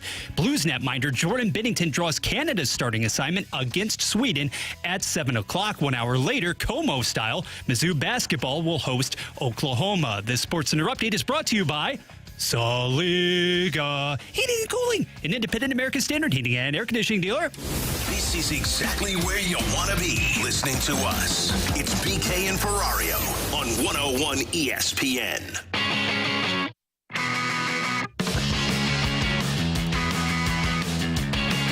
Alongside Tanner Hendrickson and Bradford Bruns, I'm Brandon Kiley. You've got BK and Ferrario here on 101 ESPN. Jordan Binnington is about to take center stage in a game that you'll hear right here on 101 ESPN later on this evening as the Four Nations face-off begins with Canada versus Sweden. Pre-game coverage begins on 101 ESPN at 6 o'clock right after the fast lane. And T-Bone, there was a great piece earlier today over on The Athletic about why Canada is giving Jordan Binnington the net with, quote, full confidence, end quote. I found this to be interesting, and there's a few quotes in here that lined up with kind of our thought process on Binnington. Starts with this. Binnington's up and down play for starters is why people are asking the question about him in net. Ask those who have watched him closely in St. Louis, and they'll say in the last month or so, it's been a struggle. His .895 save percentage this season has been matched or exceeded by 9 of the other 11 goalies participating in the Four Nations face-off event. The Four Nations face-off tournament leaves very little room for error, and Canada has arrived here with no intention of rotating in Adin Hill or the other backup at any stage. If we see either of them in a game, it means entirely too many pucks have gone in or there's been an injury that required it, end quote. In other words, Jordan Binnington is the guy. He is going to be in net. He is the one that Team Canada is believing in heading into this tournament. I think that's the right move, T-Bone. It also begs the question, what is on the line for Jordan Binnington in this tournament? Whether it's via us as fans or the way that he's viewed across the NHL, what does Jordan Binnington have both to gain and potentially to lose, depending on how this goes? I think he's the single player that's under the most pressure in this tournament. And I don't just say that because we're here in St. Louis and we covered Jordan Binnington since he's the Blues goaltender. This is like the weakest position of all these groups across all these teams in this tournament is the goaltending for Team Canada. I mean, it's telling when the Athletic has 3 pieces about the goaltending position for Team Canada that is loaded with Connor McDavid and all of those stars that they have at the forward and defensive group. I think for Jordan Binnington, what's on the line for him is not just playing for his country, but playing for kind of what his reputation is, right? We've talked about Binnington as a regular season goalie that doesn't necessarily perform the best. I mean, he's only had an above 910 save percentage once in the last 4 years, and that was last season for the St. Louis Blues. But every time you talk about Jordan Binnington, what do you talk about with him? You talk about, hey, he's going to show up on the biggest stage. He's going to show up when you get to the Stanley Cup playoffs. Hell, we've talked about it. We've talked about this Blues team. Hey, they don't really have much scoring, but hey, if you got to the playoffs, Binnington can steal you a series. We've seen him do it before. Think about now with the Team Canada and Four Nations, right? They're kind of banking on that. They're not going by what his numbers are because his numbers have not been good this season. They're basically starting him because A, they don't believe in the 2 other guys behind him, but most importantly, B, they believe he's going to step his game up at this big event for Four Nations. I think for him, it's all about that reputation because all it takes to get rid of that reputation is one bad big stage moment, one bad blunder in the Four Nations tournament, or one bad playoff series, and all of a sudden that conversation is gone because all eyes are on you. And I think that's what Binnington has. He's almost playing for his postseason reputation in this Four Nations tournament as the most pressure point for Team Canada. Have you looked at their line combinations, dude? Oh, it's unbelievable. They got like Crosby on the third line last I saw. It's insane. They've got Crosby, now they moved him over to wing on the second line. Like, they've got Connor McDavid, Nathan McKinnon, and Braden Point as their 3 centers. On those lines, they have a combination of Reinhart, Marner, Stone, Crosby, Marchand, Seth Jarvis. Like, Travis Konechny is a 4th line forward for them in this tournament. Their 3rd pair defensively is Shea Theodore and Drew Doughty. Like, there are no excuses in this tournament for Jordan Binnington. None whatsoever. Like, Travis Sanheim is their 7th defenseman going into this tournament. Travis Sanheim was supposed to be the guy that the Blues really wanted in that trade for Torrey Krug. They wanted that guy, and he's been good ever since. So the reason I bring that up, yeah, man, if they don't win this thing, the person that is going to take the most responsibility for that is Jordan Binnington. And I also wonder about this beyond, like, forget the numbers, forget all of that stuff. Like, on a personal level, on a professional level, Jordan Binnington makes his hay because I am a big game player. Forget the regular season, kind of similar to the Jimmy Butler comparisons that we've made in the past. Jordan Binnington, if you make it to the playoffs, he is the guy that you can expect to step up in the biggest possible stage. Well, this is that moment. It's not for the Blues, but it is the biggest possible stage. It's an opportunity for him to basically secure his spot as the starter for Canada in the Olympics in a couple of years. It is an opportunity for him to continue to expand his potential Hall of Fame resume. I know that sounds crazy, but for hockey, it's beyond just what you do in the NHL. It's also international events. How do you show up for your team? And this is one of those opportunities for Binnington. And it would then, again, like I said, secure the opportunity to do even more on the international stage. Having a cup behind his resume and being one of these big game performers, like all of that can potentially help him. This is a huge opportunity. There's a lot to gain. There's also a lot to lose, because if you don't have that, if you become a goalie that's just, average to below average during the regular season, and now you go out there and you don't have a great tournament, and your team this year doesn't have the opportunity to get to the postseason to show, okay, like, yes, I had a bad tournament, but look at this. I was able to rebound with this great postseason run and helping the Blues get to the second round, or maybe even the Western Conference Final, something crazy because he went on this miraculous run again. That's not going to be there for him. So he's going to have to wait at least another year plus to be able to once again show himself as a big game goalie. So I think there's a ton on the line for Benner. I think you're right. I think he has more on the line in this tournament than really any other player. And that's locally, that's nationally, it's personally, it's professionally. He has a lot riding on this thing, man.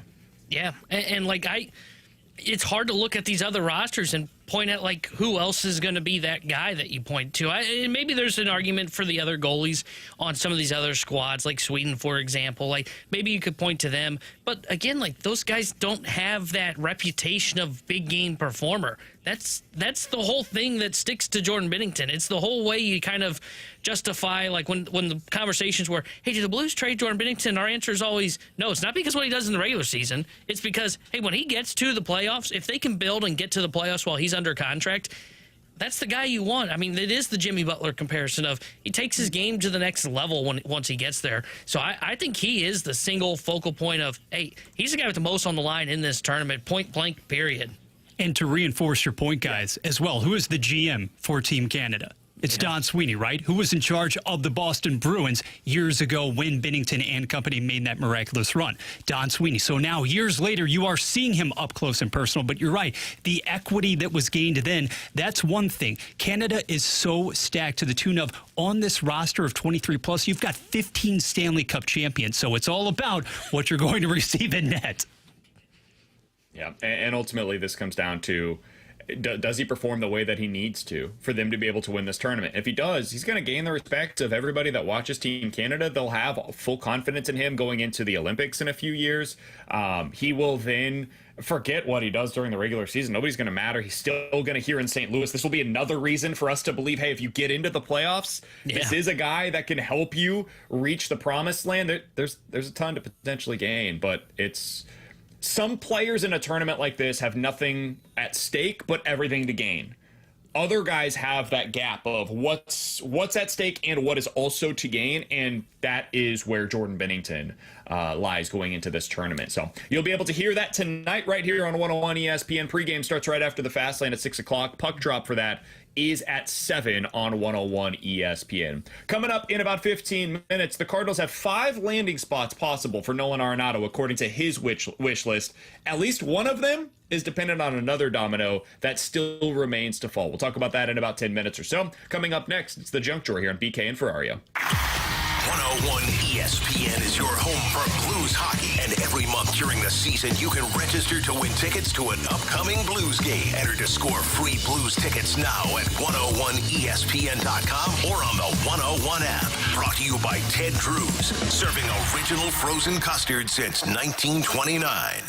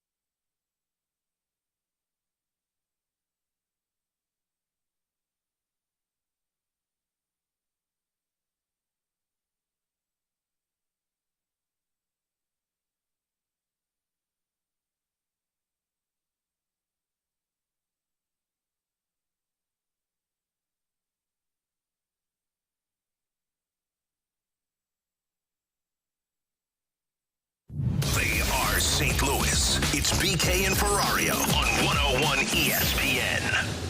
Let's open it up. The junk drawer with BK and Ferrario.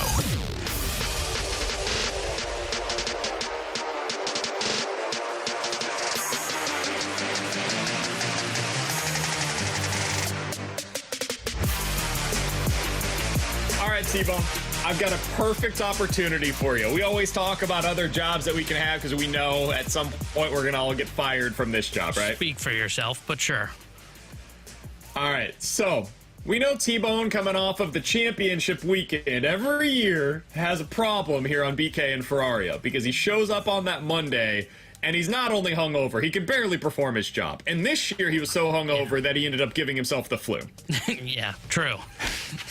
So, the reason I bring this up is because a tech company in Tokyo, has an opportunity for T-Bone that I think he could take advantage of. This Tokyo tech company is willing to let the hangover slide. They are giving you an extra 3 hours after you end up coming in with a hangover as a hangover leave day. So if you're supposed to report at 9 a.m., they'll allow you to get in at noon and not face any repercussions for it. Now, you can't take the entire day off due to any kind of like a hangover or whatever. Give me to noon, but I'm you good. get a 3 hour delayed start. Is this something that you would like to see other companies implement? Yeah, like Hubbard Radio, man, that 3 hour window would be great, especially coming off a champ match. We don't have to get in until 10. You don't even have to get into work until 10 a.m. You basically have this every day. Sure, but I mean, like, if I could have gotten till noon, like about 12 o'clock on that day was when I started to feel more like myself. So, yeah, I'm in on more companies doing this. Now, granted, like, I feel like you need almost like special days for this, like, the weekend after or the day after the first round of the NCAA tournament, like that Friday, man. Ooh. You go out to the bar for that first round. You're out all night watching college basketball. We know this from our Alton experience. We could have used 3 hours on that Friday. Same with like Super Bowl, like Monday after the Super Bowl, like 3 hours. I don't know if you need this for the entire 365 days a year calendar. Maybe the day after New Year's if you have to work January 1st. Like, yeah, there's a couple days like this would make sense. I'm in on this. I think more companies should be doing this. What do you guys think is the ideal time to start your workday? And I'm not talking about like for the hangover effect, but if you could put together your ideal, forget being in sports radio, but your ideal like 8-hour workday, what time would you want to begin? Probably 9 a.m. Do 9 to 5 would be fine. Like, get up at 7 o'clock. Like I do that now. That's not too bad. And then you're done by 5 o'clock. You get home. You can make dinner and you start getting towards, if you're a sports fan, sports games start at like 7 o'clock. I think 9 to 5 is like the perfect 8-hour one if I had to do it. 9 a.m. seems I'm totally with you. Okay, but when you burn the candle at both ends, BK, you understand. I'm not sure if it matters that much. Oh, well, I don't have that problem. Have some kids. You'll know exactly what Bradford's talking about. I'm with you, but that extra little bit of time in the morning, especially once you do have kids. Now, I've got little ones, so they don't go to school. He doesn't go to school. He goes to daycare.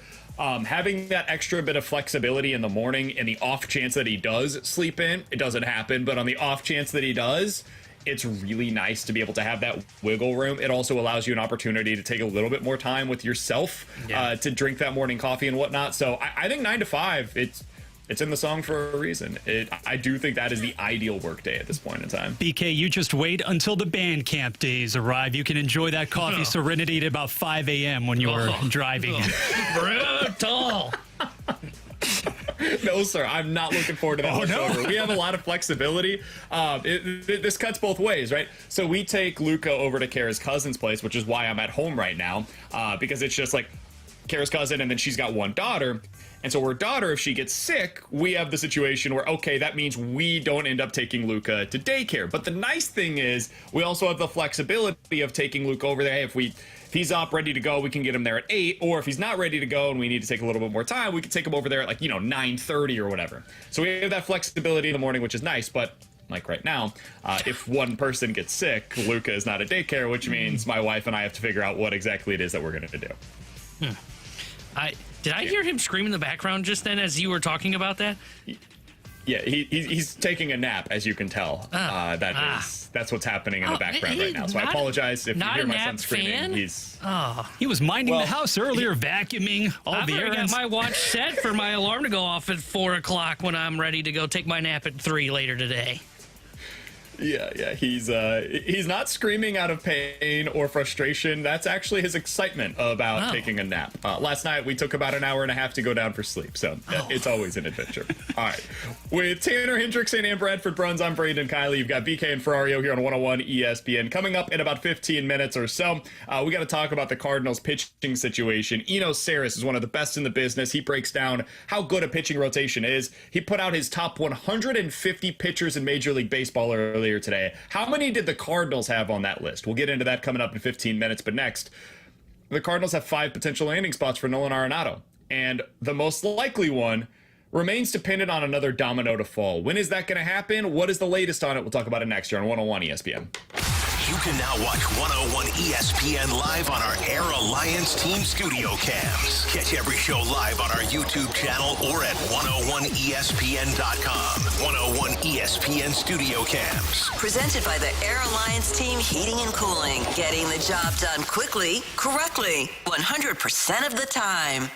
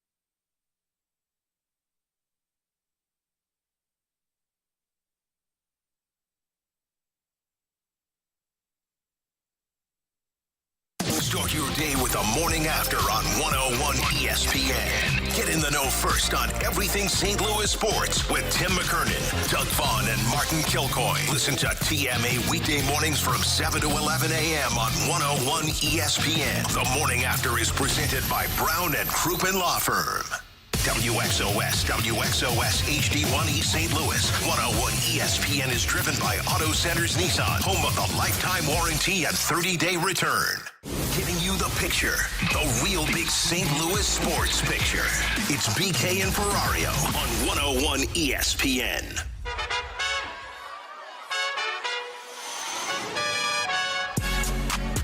Alongside Tanner and Bradford, I'm BK. You got BK and Ferrario here on 101 ESPN. So earlier today, John Mozeliak was on with TMA. He had about a 15-minute interview with him. I think the whole thing is honestly worth your time. So check it out on the podcast page, 101ESPN.com, or the free 101 ESPN app is where you go to find it.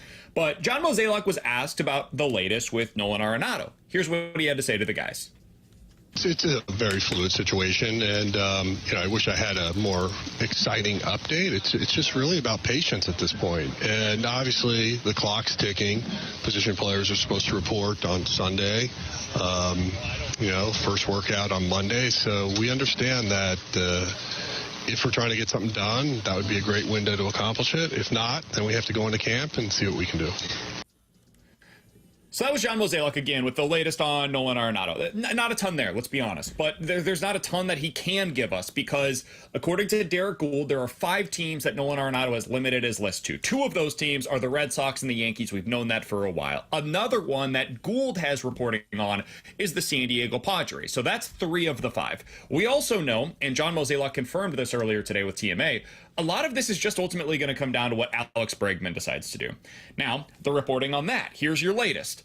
According to national insiders, including Buster Olney, he is, quote, likely to sign, end quote, with either the Cubs, Red Sox, or Tigers. Those are the 3. MLB Network insider JP Morosi has added that Bregman has received a multi-year offer from each of those 3 clubs. However, there is some talk that the Red Sox don't want him for a long-term deal. The same thing is true for the Cubs. So just by process of elimination, T-Bone, it sounds like the one team offering a long-term contract right now to Bregman is the Tigers. I think if either the Cubs or the Red Sox were to offer that, he'd sign there. But they haven't, and it doesn't seem like they're going to. So ultimately, it's going to come down to him deciding, do I want a shorter-term deal from one of the Cubs or the Red Sox, or do I want a longer-term deal from the Tigers? If he goes with the Red Sox, that's the worst-case scenario for the Cardinals, because that seems to be the clear, obvious landing spot for Arenado in the event that Bregman doesn't, though. Man, I think Arenado's going to be a Red Sox. I think that's where this is heading, but I don't think Mo can do anything. His hands are kind of tied until they find out what Bregman's going to do, man. Yeah, I'm with you. I think right now it's just down to the Boston Red Sox, and that just ends up coming down to, okay, are we going to be able to get him to Boston if Bregman signs elsewhere? And I think you said this perfectly. I think it was yesterday when you mentioned this. I think right now the Red Sox, they have the leverage of, hey, we kind of feel like we're not in on Bregman, but we still have that short-term offer out there. We need you to eat half that money on Arenado, and we'll pivot right now. We'll abandon the whole Bregman sweepstakes. We'll take Arenado, you eat half of it. And where Mo's at right now is, okay, we'll just wait. If you guys lose on Bregman, maybe you'll change your answer, and then maybe we'll make that move. But I don't see these other teams doing this. Like the Yankees, I know they're connected to this, but they don't sound like they're all that in on Nolan Arenado. I think they're just going to run it with, it looks like Oswaldo Cabrera is going to be their third baseman. It's not a great option, but they're at restraints right now financially because even the Yankees have a bit of a budget for themselves. The Padres clearly are trying to make money in, money out is what they're trying to do and make moves, but they have Machado that can play third base, so it doesn't make sense for them. I think it does come down to Boston. If Boston misses out on Bregman, I think they will explore going after Nolan Arenado. The only question I have with Boston is, are they still going to play that card of, hey, you've got to eat money? Because they have Devers at third, Casas at first. It's not like they have the big hole like the Yankees do. Like, if this was the Yankees in reverse and they said, oh, we'll go with Cabrera unless you eat half of it, Mo, no, what are you talking about? You don't have an answer at third base. Let's make this move happen. The Red Sox don't have that. They've got things in place right now. It's just a matter of how much do they really want the Cardinals to eat. And that's the only question I have if they go towards the Arenado sweepstakes. All of this is why I think baseball needs some kind of a deadline in the offseason. Like, we're talking about the Red Sox not having their third base situation figured out yet. Alex Bregman, one of the top free agents available this offseason, is still unsigned. The Padres have done basically nothing. The Mariners have basically done nothing. The Cardinals have literally done nothing. And all of these teams wanted to do stuff during the offseason.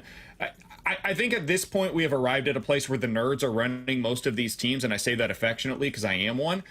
And all of those guys are just like taking their leverage to the nth degree, and they are of making a mistake that you end up just like leveraging yourself to death and doing nothing. You're so scared of making a mistake that you end up just with the same team the year after.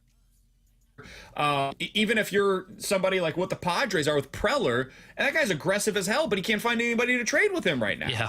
So I do think that we need some kind of a deadline to be able to enforce what these moves can be.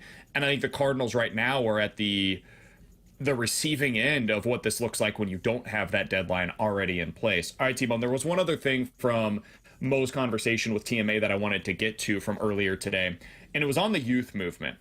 We've talked about this. We mentioned it yesterday during our show. And if you don't trade Nolan Arenado, you basically have failed in trying to be able to have the youth movement that they really sold earlier in the offseason. Here's John Mozeliak on what that looks like if Arenado is here. It's obviously been different, right? Like I began that press session, it usually is when you're standing up here on this day, it's about, hey, here's what we've done. We feel good about those moves, and now we're looking forward to getting it going in camp. But, you know, when you look at what we've done this offseason, it has not been a lot to add to this roster. Now, part of that was strategic in the sense that we really do want to give some guys some runway and see what they're capable of doing. But, you know, we also have this over our heads, and will we be able to make it happen or not? Time will tell. T-Bone, what do you make of this? If they don't end up moving Nolan Arenado, are they going to have any kind of a real youth movement in your mind? I don't think so. I don't know how you accomplish this youth movement if you still have Nolan Arenado on this roster. Because now you've got 600 plate appearances that are clogged up at third base that you can't give to one of Gorman or Donovan. And since they don't have a willingness to go with Lars Noot in center field, or at least they haven't shown a willingness based on kind of the public reporting and kind of the public speaking that they have done so far. Okay, so now center field's kind of clogged up. So now we've got Noot and Walker for sure in the outfield. And what ends up happening is you end up pinching one of Burleson or Gorman for at-bats with Arenado here. So I don't think you can accomplish this whole youth movement if Nolan Arenado is here, because there's going to be one guy each day you write that lineup card when Arenado's in it that ends up getting pinched for at-bats. And that is not what they said the goal was going to be coming into the season. So I think they can only get about 70% of this youth movement accomplished if Nolan Arenado is the Cardinals starting third baseman come opening day. It's why I keep saying they should be willing to eat more money to make this kind of deal happen and try and get Boston onto the negotiating table now and get the Red Sox to pivot away from Bregman right now before they run into the potential of Bregman signing with Boston. Then they are really stuck with him, and now you're stuck where you don't accomplish the youth movement completely.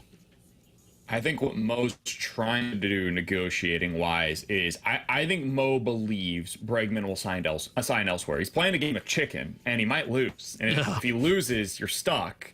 But if Bregman signs elsewhere, it seems pretty clear that the most important baseball person there is the manager in Boston.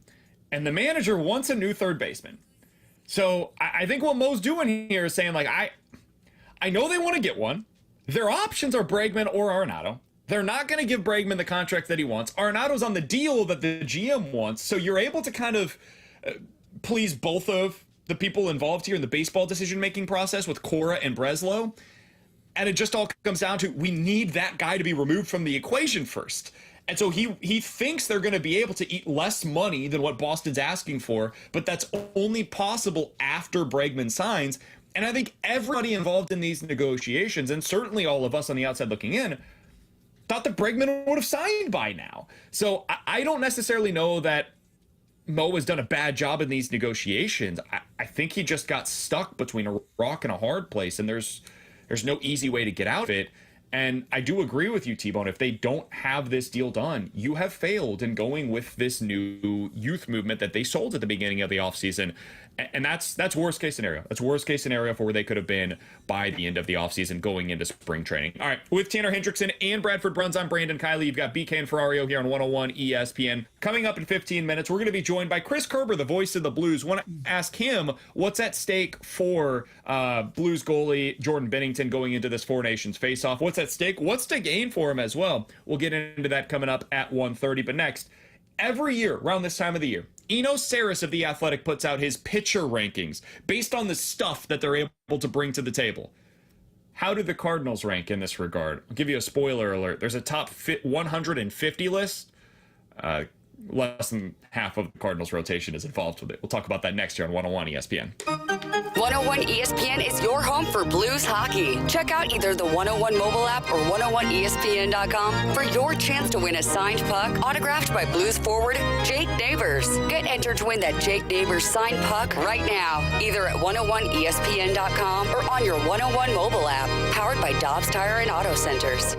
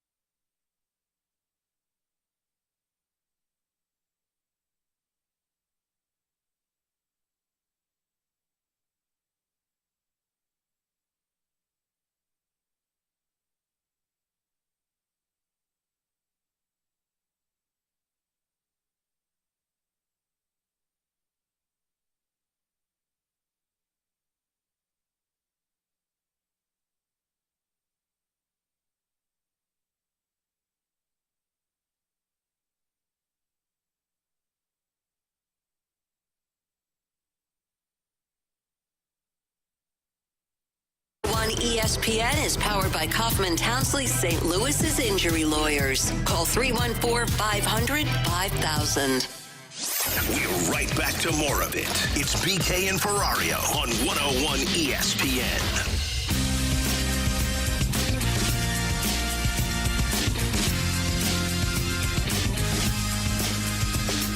All right, we were going to talk about the Cardinals and how their pitching stacks up compared to the rest of the National League based on Eno Saris's metric called Stuff Plus. That's super nerdy. We'll get into that tomorrow. Mark Feinsand just tweeted out something. about the Cardinals arbitration cases. T-Bone, they went to arbitration against both Lars Noot and Brendan Donovan. They also have one against Andre Palante, but I've not seen the results of that one just yet. But they already had their cases. They filed. They went to trial with them. Lars Noot filed at $2.95 million. The Cardinals filed at $2.45 million. So there's a gap there. There's no in between. This is not an arbitration process where you can meet in the middle. Once you go to trial, one side has to win, the other side has to lose. So there's $500,000 as the divide between Noot and the Cardinals. Lars Noot won his case. So Lars Noot will make $2.95 million this year. Brendan Donovan also went to trial this year. He filed at $3.3 million. The Cardinals filed at $2.85 million. So again, roughly a divide of $500,000 between the two.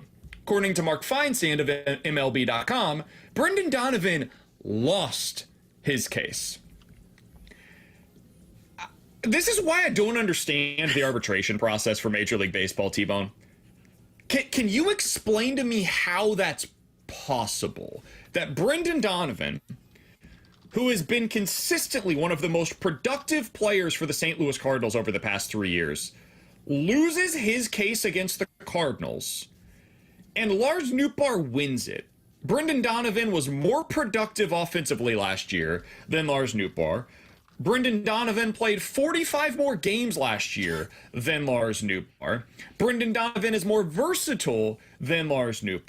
Brendan Donovan, if you're looking at the nerdy number, like, wins above replacement, was worth 2.5 wins above replacement. Lars Noot was worth 1.5 wins above replacement.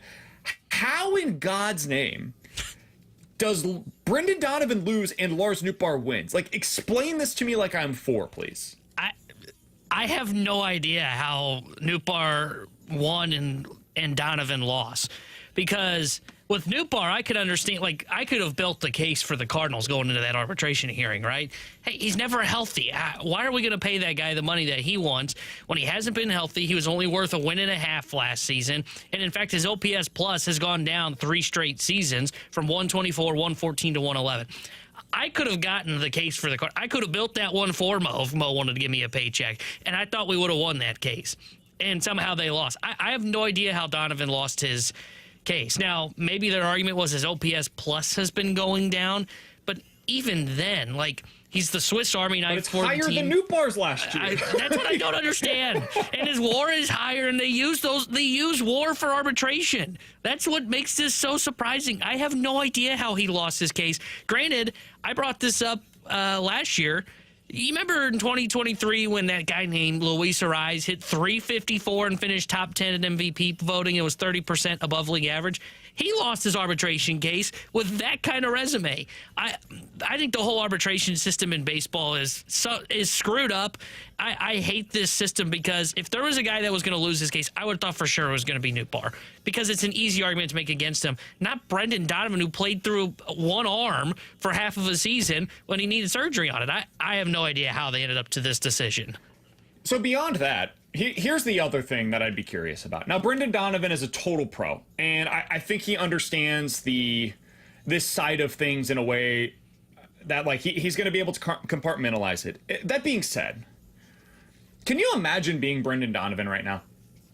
The Cardinals have asked you to play in the outfield, to play second base, to play third base, at times to play shortstop. He's played first base as well. He was literally their emergency catcher a year ago. He's played all over the diamond. He's done anything they've asked. He came back after a busted elbow. Hell, he was playing in a losing season, a season that everybody knew was completely over and the team was going to be dismantled at the deadline. He was playing through that busted elbow up until the trade deadline when the Cardinals decided to wave the white flag and basically told him, hey, stop playing. Go ahead and get that surgery right now so you'll be good to go for next year. But if not for that, I think he would have continued to play through the elbow injury. That's the guy that you just took to arbitration over $500,000 and then you beat him in arbitration. I have to imagine he didn't love hearing what was said in there. And beyond all of that, on just a human level, they have asked Brendan Donovan to be one of the leaders inside of that clubhouse going into this season. In my opinion, the leader in the clubhouse going into this season. I can't imagine what that feels like if you're Donnie right now. That you end up going to arbitration in this scenario and then you lose. Over $500,000, really? For this organization with this kind of proud history? It's just bothersome to me that this is where they're at. I understand the Cardinals aren't alone in this regard, and a bunch of teams have decided to adopt this kind of a mentality toward arbitration of the file, trial, and whatever. But it just seems like such a bad way to go about your business from a human level if you're the St. Louis Cardinals. Yeah, I'm sure it is frustrating. Even Noot, who won his case, right? I just going to the trial and saying the things that they don't necessarily need to hear. You can avoid these every single time if you're the team. I apologize for cutting you off. With Noot, at least I understand the argument. At least with Noot, hey man, you've played 108, 117, and 109 games over the last 3 years. We need you to be healthy. And that's why we're not paying you what you're asking for, because you can't stay on the baseball field. Sure, but what is the argument against Brendan Donovan? I don't know what their argument is against Donovan. The problem with this arbitration case is, and the reason I even mentioned Noot, they brought up other stuff than just injuries for Noot. You don't win a case just on that number alone, right? They go into this and they bring what is the worst of every player. And they go through it category by category, and they will just tear down the player to tell you, hey, here's why we're not paying him what he wants. And that's why I threw Noot's name into this. They're going to do the same thing to Pallante. But Pallante, now we don't know if he's won or lost his case, but imagine being Andre Pallante, who came up and saved the Cardinals bacon, by the way, last year, and could potentially be their number 2 starter this season. He fixes himself by saying to the Cardinals, hey, I think I can be a starter. Let me go down, work on my pitches. And sure, the Cardinals did have some aspect into that. And now you're going to go to ARB against that guy and tell him why he's not good enough to make the money that he wants. And they're fighting over, I think it's like $250,000, even a smaller margin than that. I don't understand why the Cardinals want to be an organization that's known for the trial and file file and trial aspect of this for the arbitration process. Just get these deals done. Make these things happen, especially for Brendan Donovan, who's the captain of the team, the unsung captain of the team, who we know is going to be the leader of that clubhouse. And now he's going to have to just always, every time he looks at that front office, say, this is what they think of me going into this season. That has got to be very frustrating for any player that's going through this. That's what I don't get, man. This is a guy that you're allegedly trying to build around. Like everything that they have said and all of the reporting that's been done around the Cardinals is that when people ask about Brendan Donovan, they're flat out told, no, that guy's not available.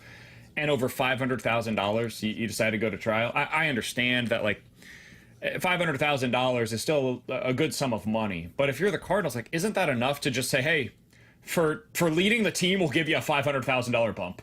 You know, like yeah. that's how much we appreciate everything that you've poured into this thing. He also got a late start. Like, he was 25 when he broke into the big leagues, and so he's not going to be a guy that probably ends up making as much as he otherwise would have.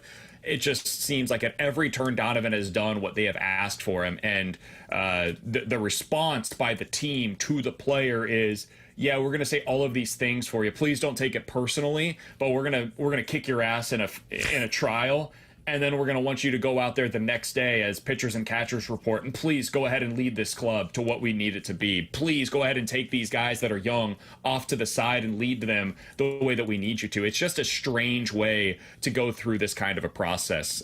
It doesn't make a whole lot of sense to me. There are certain guys that, okay, I understand it. With Noot would be one of those guys, like, I get it to a degree. He's not stayed healthy, and so if you don't want to pay him what he's clearly worth, sure.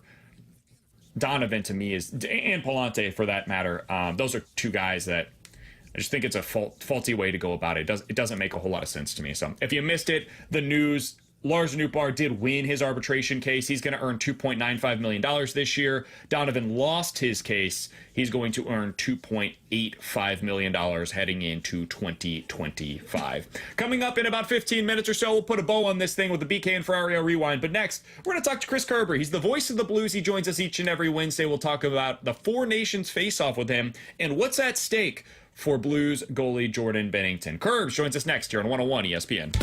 The NBA All-Star Game is on ESPN Sunday night. Coverage starts at 6. Your destination for the NBA in St. Louis is 101 ESPN.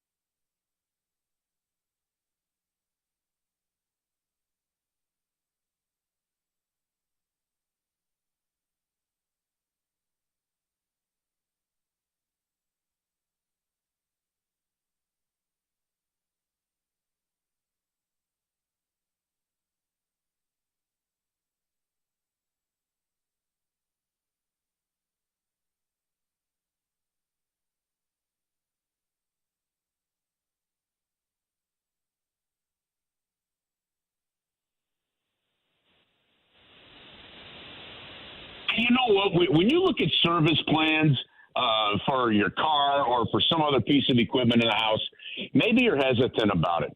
I'm going to tell you real quickly about the service plans at Classic Air Care. Number one, you sign up for a service plan, and it's pretty much then you can forget about it. You know that they're going to come to your house twice a year. They're going to make sure that the unit is ready to go, the AC for the summer, the furnace and heat for the winter. But it also has some other perks that don't cost you anything.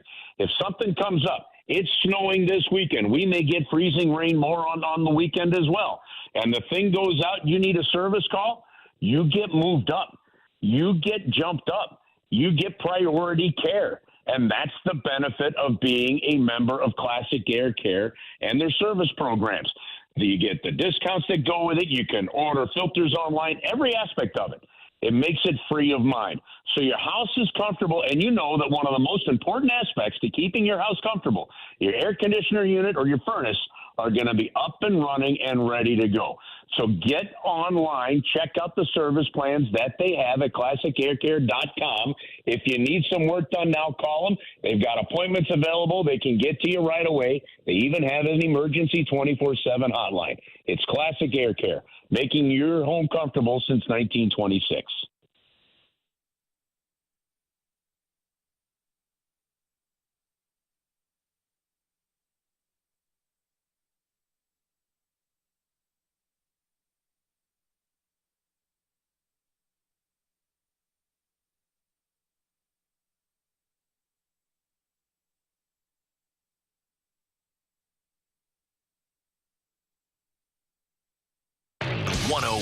ESPN Sports Center.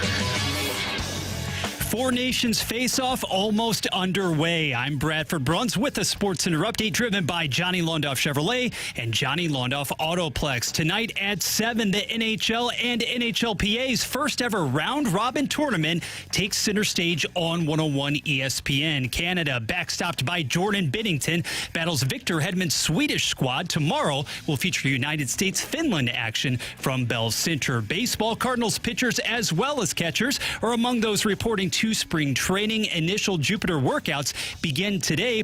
Mark Feinsand. Lars Noot also wins his arbitration case. Brendan Donovan does not. In Glendale, meanwhile, Clayton Kershaw joins Dodgers camp, having signed another one-year deal. The Sports Center update was driven by Johnny Londoff Chevrolet and Johnny Londoff Autoplex. See them at Londoff.com. Chevy, together we drive. Are you kidding me? This is exactly where you want to be, listening to us. It's BK and Ferrario on 101 ESPN.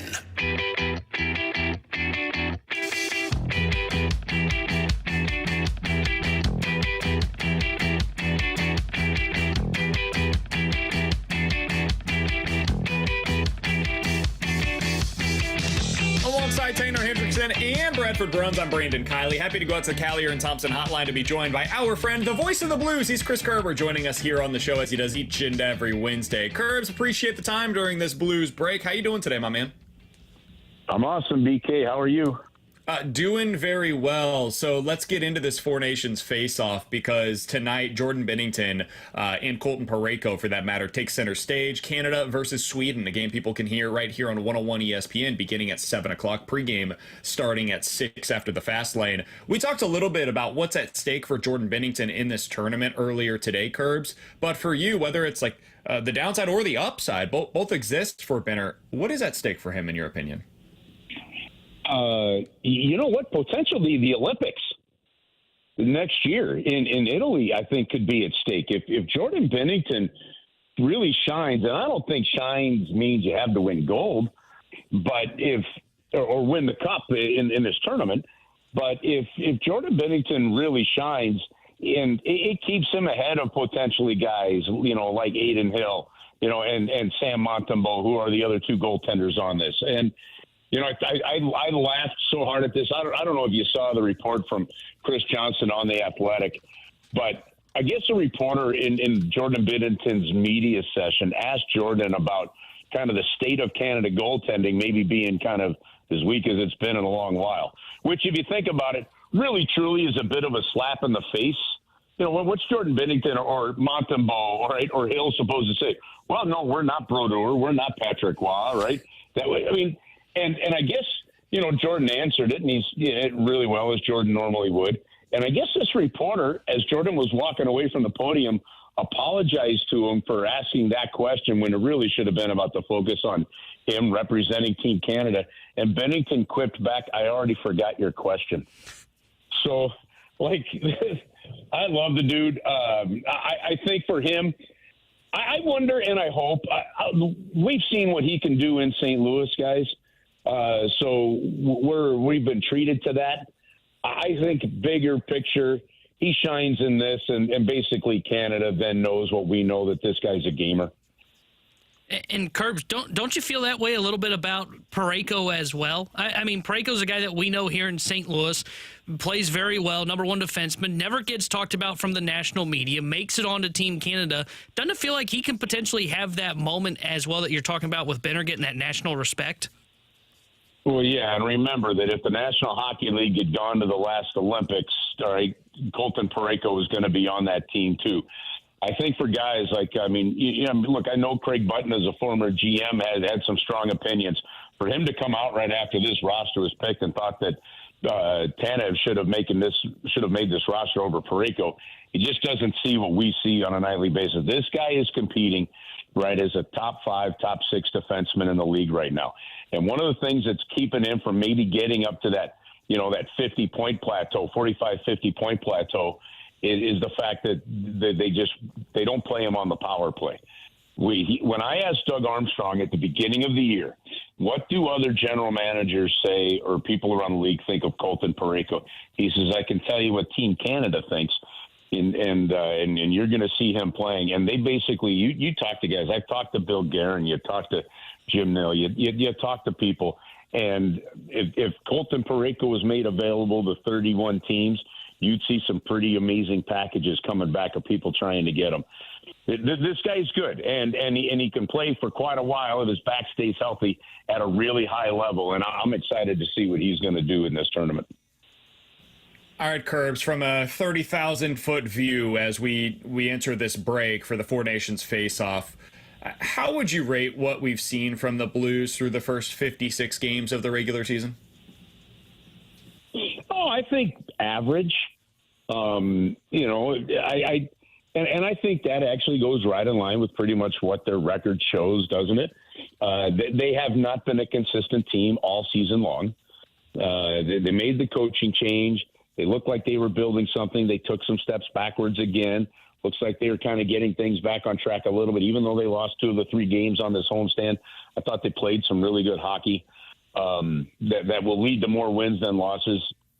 But I'm not sure, to be honest with you, that you can look at some individual performances and say, I think they're meeting expectations. At Colton Parayko, I put in that mix. Philip Broberg, I put in that mix.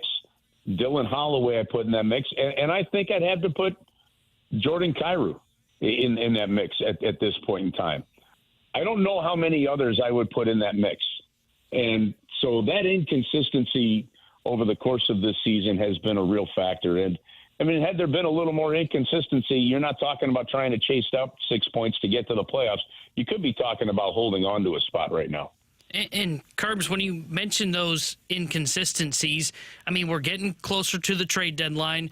What do you think Doug Armstrong then looks at, not just at the trade deadline here, but as you kind of get closer to the offseason, you're looking bigger picture. When you talk about those inconsistencies for the St. Louis Blues, what does Doug Armstrong look at that and say, what does he do moving forward, you think? Tanner, that's always a bit of a tough question for me because what I always have to go back and rely on is what we know about how Doug Armstrong operates based on what we have seen, right? When the team was just a point out of the playoff spot in 2018, he just didn't like the vibe of it, and he traded Paul Stastny, right? And you end up missing the playoffs by a point, okay? In 2019, he's contemplating, do we potentially readjust the core, and the team goes on a run and wins a Stanley Cup.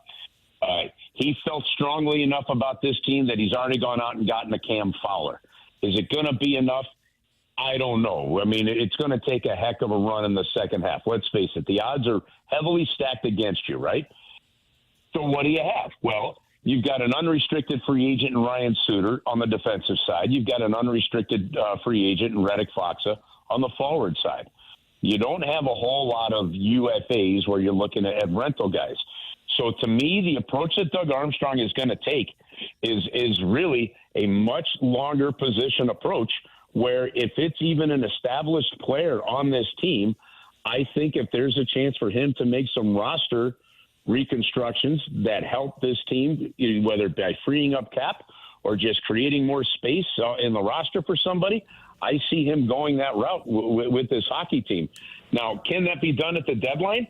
I don't know. The one thing that's going to be helpful for that is the fact that now teams know what the salary cap's going to be for the next 3 years. That is a huge asset that these GMs have not had before. So there's that aspect of it. So honestly, guys, the trade deadline, I think, could be fascinating because of that. And I think the Blues could be open for business because this is a year they were hoping they'd be better, right? But at the same time, they're still not going to put anybody in place that could potentially block the growth and incoming development of a guy like a Snuggerud, Dvorsky, or some of these other guys. Chris Kerber is the voice of the Blues. He joins us each Wednesday here on BK and Ferrario. Final question that I've got for you, Kerbs, on that note. And I asked this of JR yesterday as well. I'm curious your thoughts. I agree. The Blues could be a really interesting team as it comes to the trade deadline, but one of the things that hinders their ability, at least the way that I see it, to really make one of those moves at the deadline is what they're going to be asking for in return. Because my guess is the Blues aren't a team that's really prioritizing draft picks at this point in time. They've got their asset accumulation kind of there already. They want guys like Holloway or Broberg or Bolduc, like players that can contribute at the NHL level that are going to be ready to go within the next couple of seasons. So my question to you, Kerbs, how much does that impact what they're able to do at the deadline as opposed to in the offseason, where those guys that can potentially impact your team right now, they're helping other contenders already, and I'm not sure that's what they want to give up at a trade deadline. It might be easier to do once you get into June, July, etc. Yeah, you know what, BK, I think it's all related, to be honest with you. I think that even talks that start at the trade deadline now could lead to deals at the draft, right? Sure. And then the discussions at the draft, much like it did with Ryan O'Reilly after you sign a couple of free agents, could have you circling back into some other deals. What I think the St. Louis Blues have is reasonably priced guys with reasonable term, right? Nothing that's like, oh, my God, there's no way. There's not 6 years left on this, okay? There's 2 or 3 years left on some deals at some average prices around, $4, $5, $6 million, okay? What I think could happen here is the possibility, if the Blues side did decide, okay, this season is going to be less about the playoffs now, is do the Blues have assets from a forward standpoint or a defensive standpoint that another team, especially now having cap certainty over the next 3 years, they can do the math and plan it out? Do they have somebody that can help a team win now? And I think that salary cap knowledge is so big, because if you can get the numbers to work within this year's cap right now, I think you have a chance around the National Hockey League to see hockey trades more like what you saw with the Rantanen for Nature's deal. I think now it may not be quite superstar level like that, but I believe you still are going to see a couple more deals like that before it's all said and done. And I just feel that the Blues seem to be poised for that. Now, you're right. I don't think they're looking for – now, they don't have a second and a third-round pick coming up. So depending on who they move and if they move somebody, getting a draft pick like that back still is valuable, okay? It still has value even if you've done a lot of picking of late. Sure. But that said, you're right.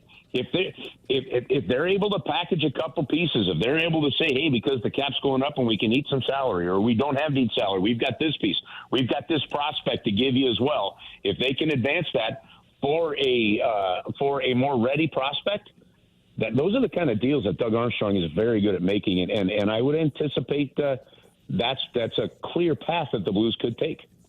Hey, Kerbs, we appreciate the time, man. Looking forward to this Four Nations face-off. Looking forward to a little bit of time off for you guys, as it's been a crazy season for the travel schedule for the St. Louis Blues. Alex off this week. Kerbs gets a little bit of time off from the play-by-play. So we'll talk with you again next week as we get closer to the Blues' return to play. Enjoy this Four Nations face-off, my man. Sounds awesome, guys. Have fun watching some best on best tournament. This will be fun to watch. No doubt about it. That's Chris Kerber, the voice of the Blues. He joins us each and every Wednesday here on BK and Ferrario. And if you want to hear that Four Nations face-off, it begins tonight with Team Canada, Binnington in net. We also have not Chris Kerber, Colton Parayko on the ice as well for them. You'll hear that right here on your home of the Blues, 101 ESPN, starting at 6 o'clock. All right, coming up next, we're going to hit the BK and Ferrario Rewind here on 101 ESPN. Tune in all week as the Morning After broadcast live from Cardinals spring training in Jupiter, Florida. Tim, Doug, Martin, and Jackson are talking with players, coaches, and keeping you up to date on all things Redbirds from Roger Dean Stadium. Don't miss TMA live from spring training all week. Brought to you by CarStar, your auto body repair experts. Locally owned with a nationwide guarantee. Visit carstar.com and by Sumner One. Print and business technology solutions that keep your workplace humming.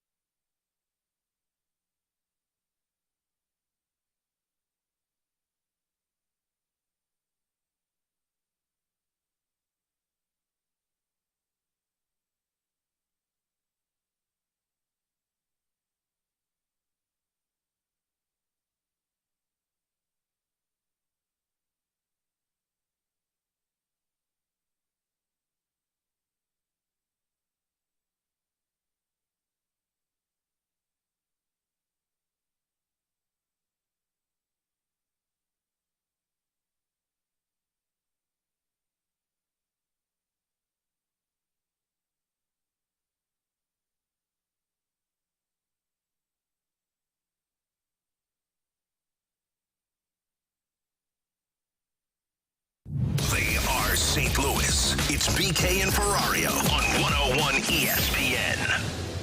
Let's run it back with a daily rewind on BK and Ferrario. Brought to you by Gloria Lou, your home sold guaranteed realty. Selling your home begins at GloriaHasTheBuyers.com.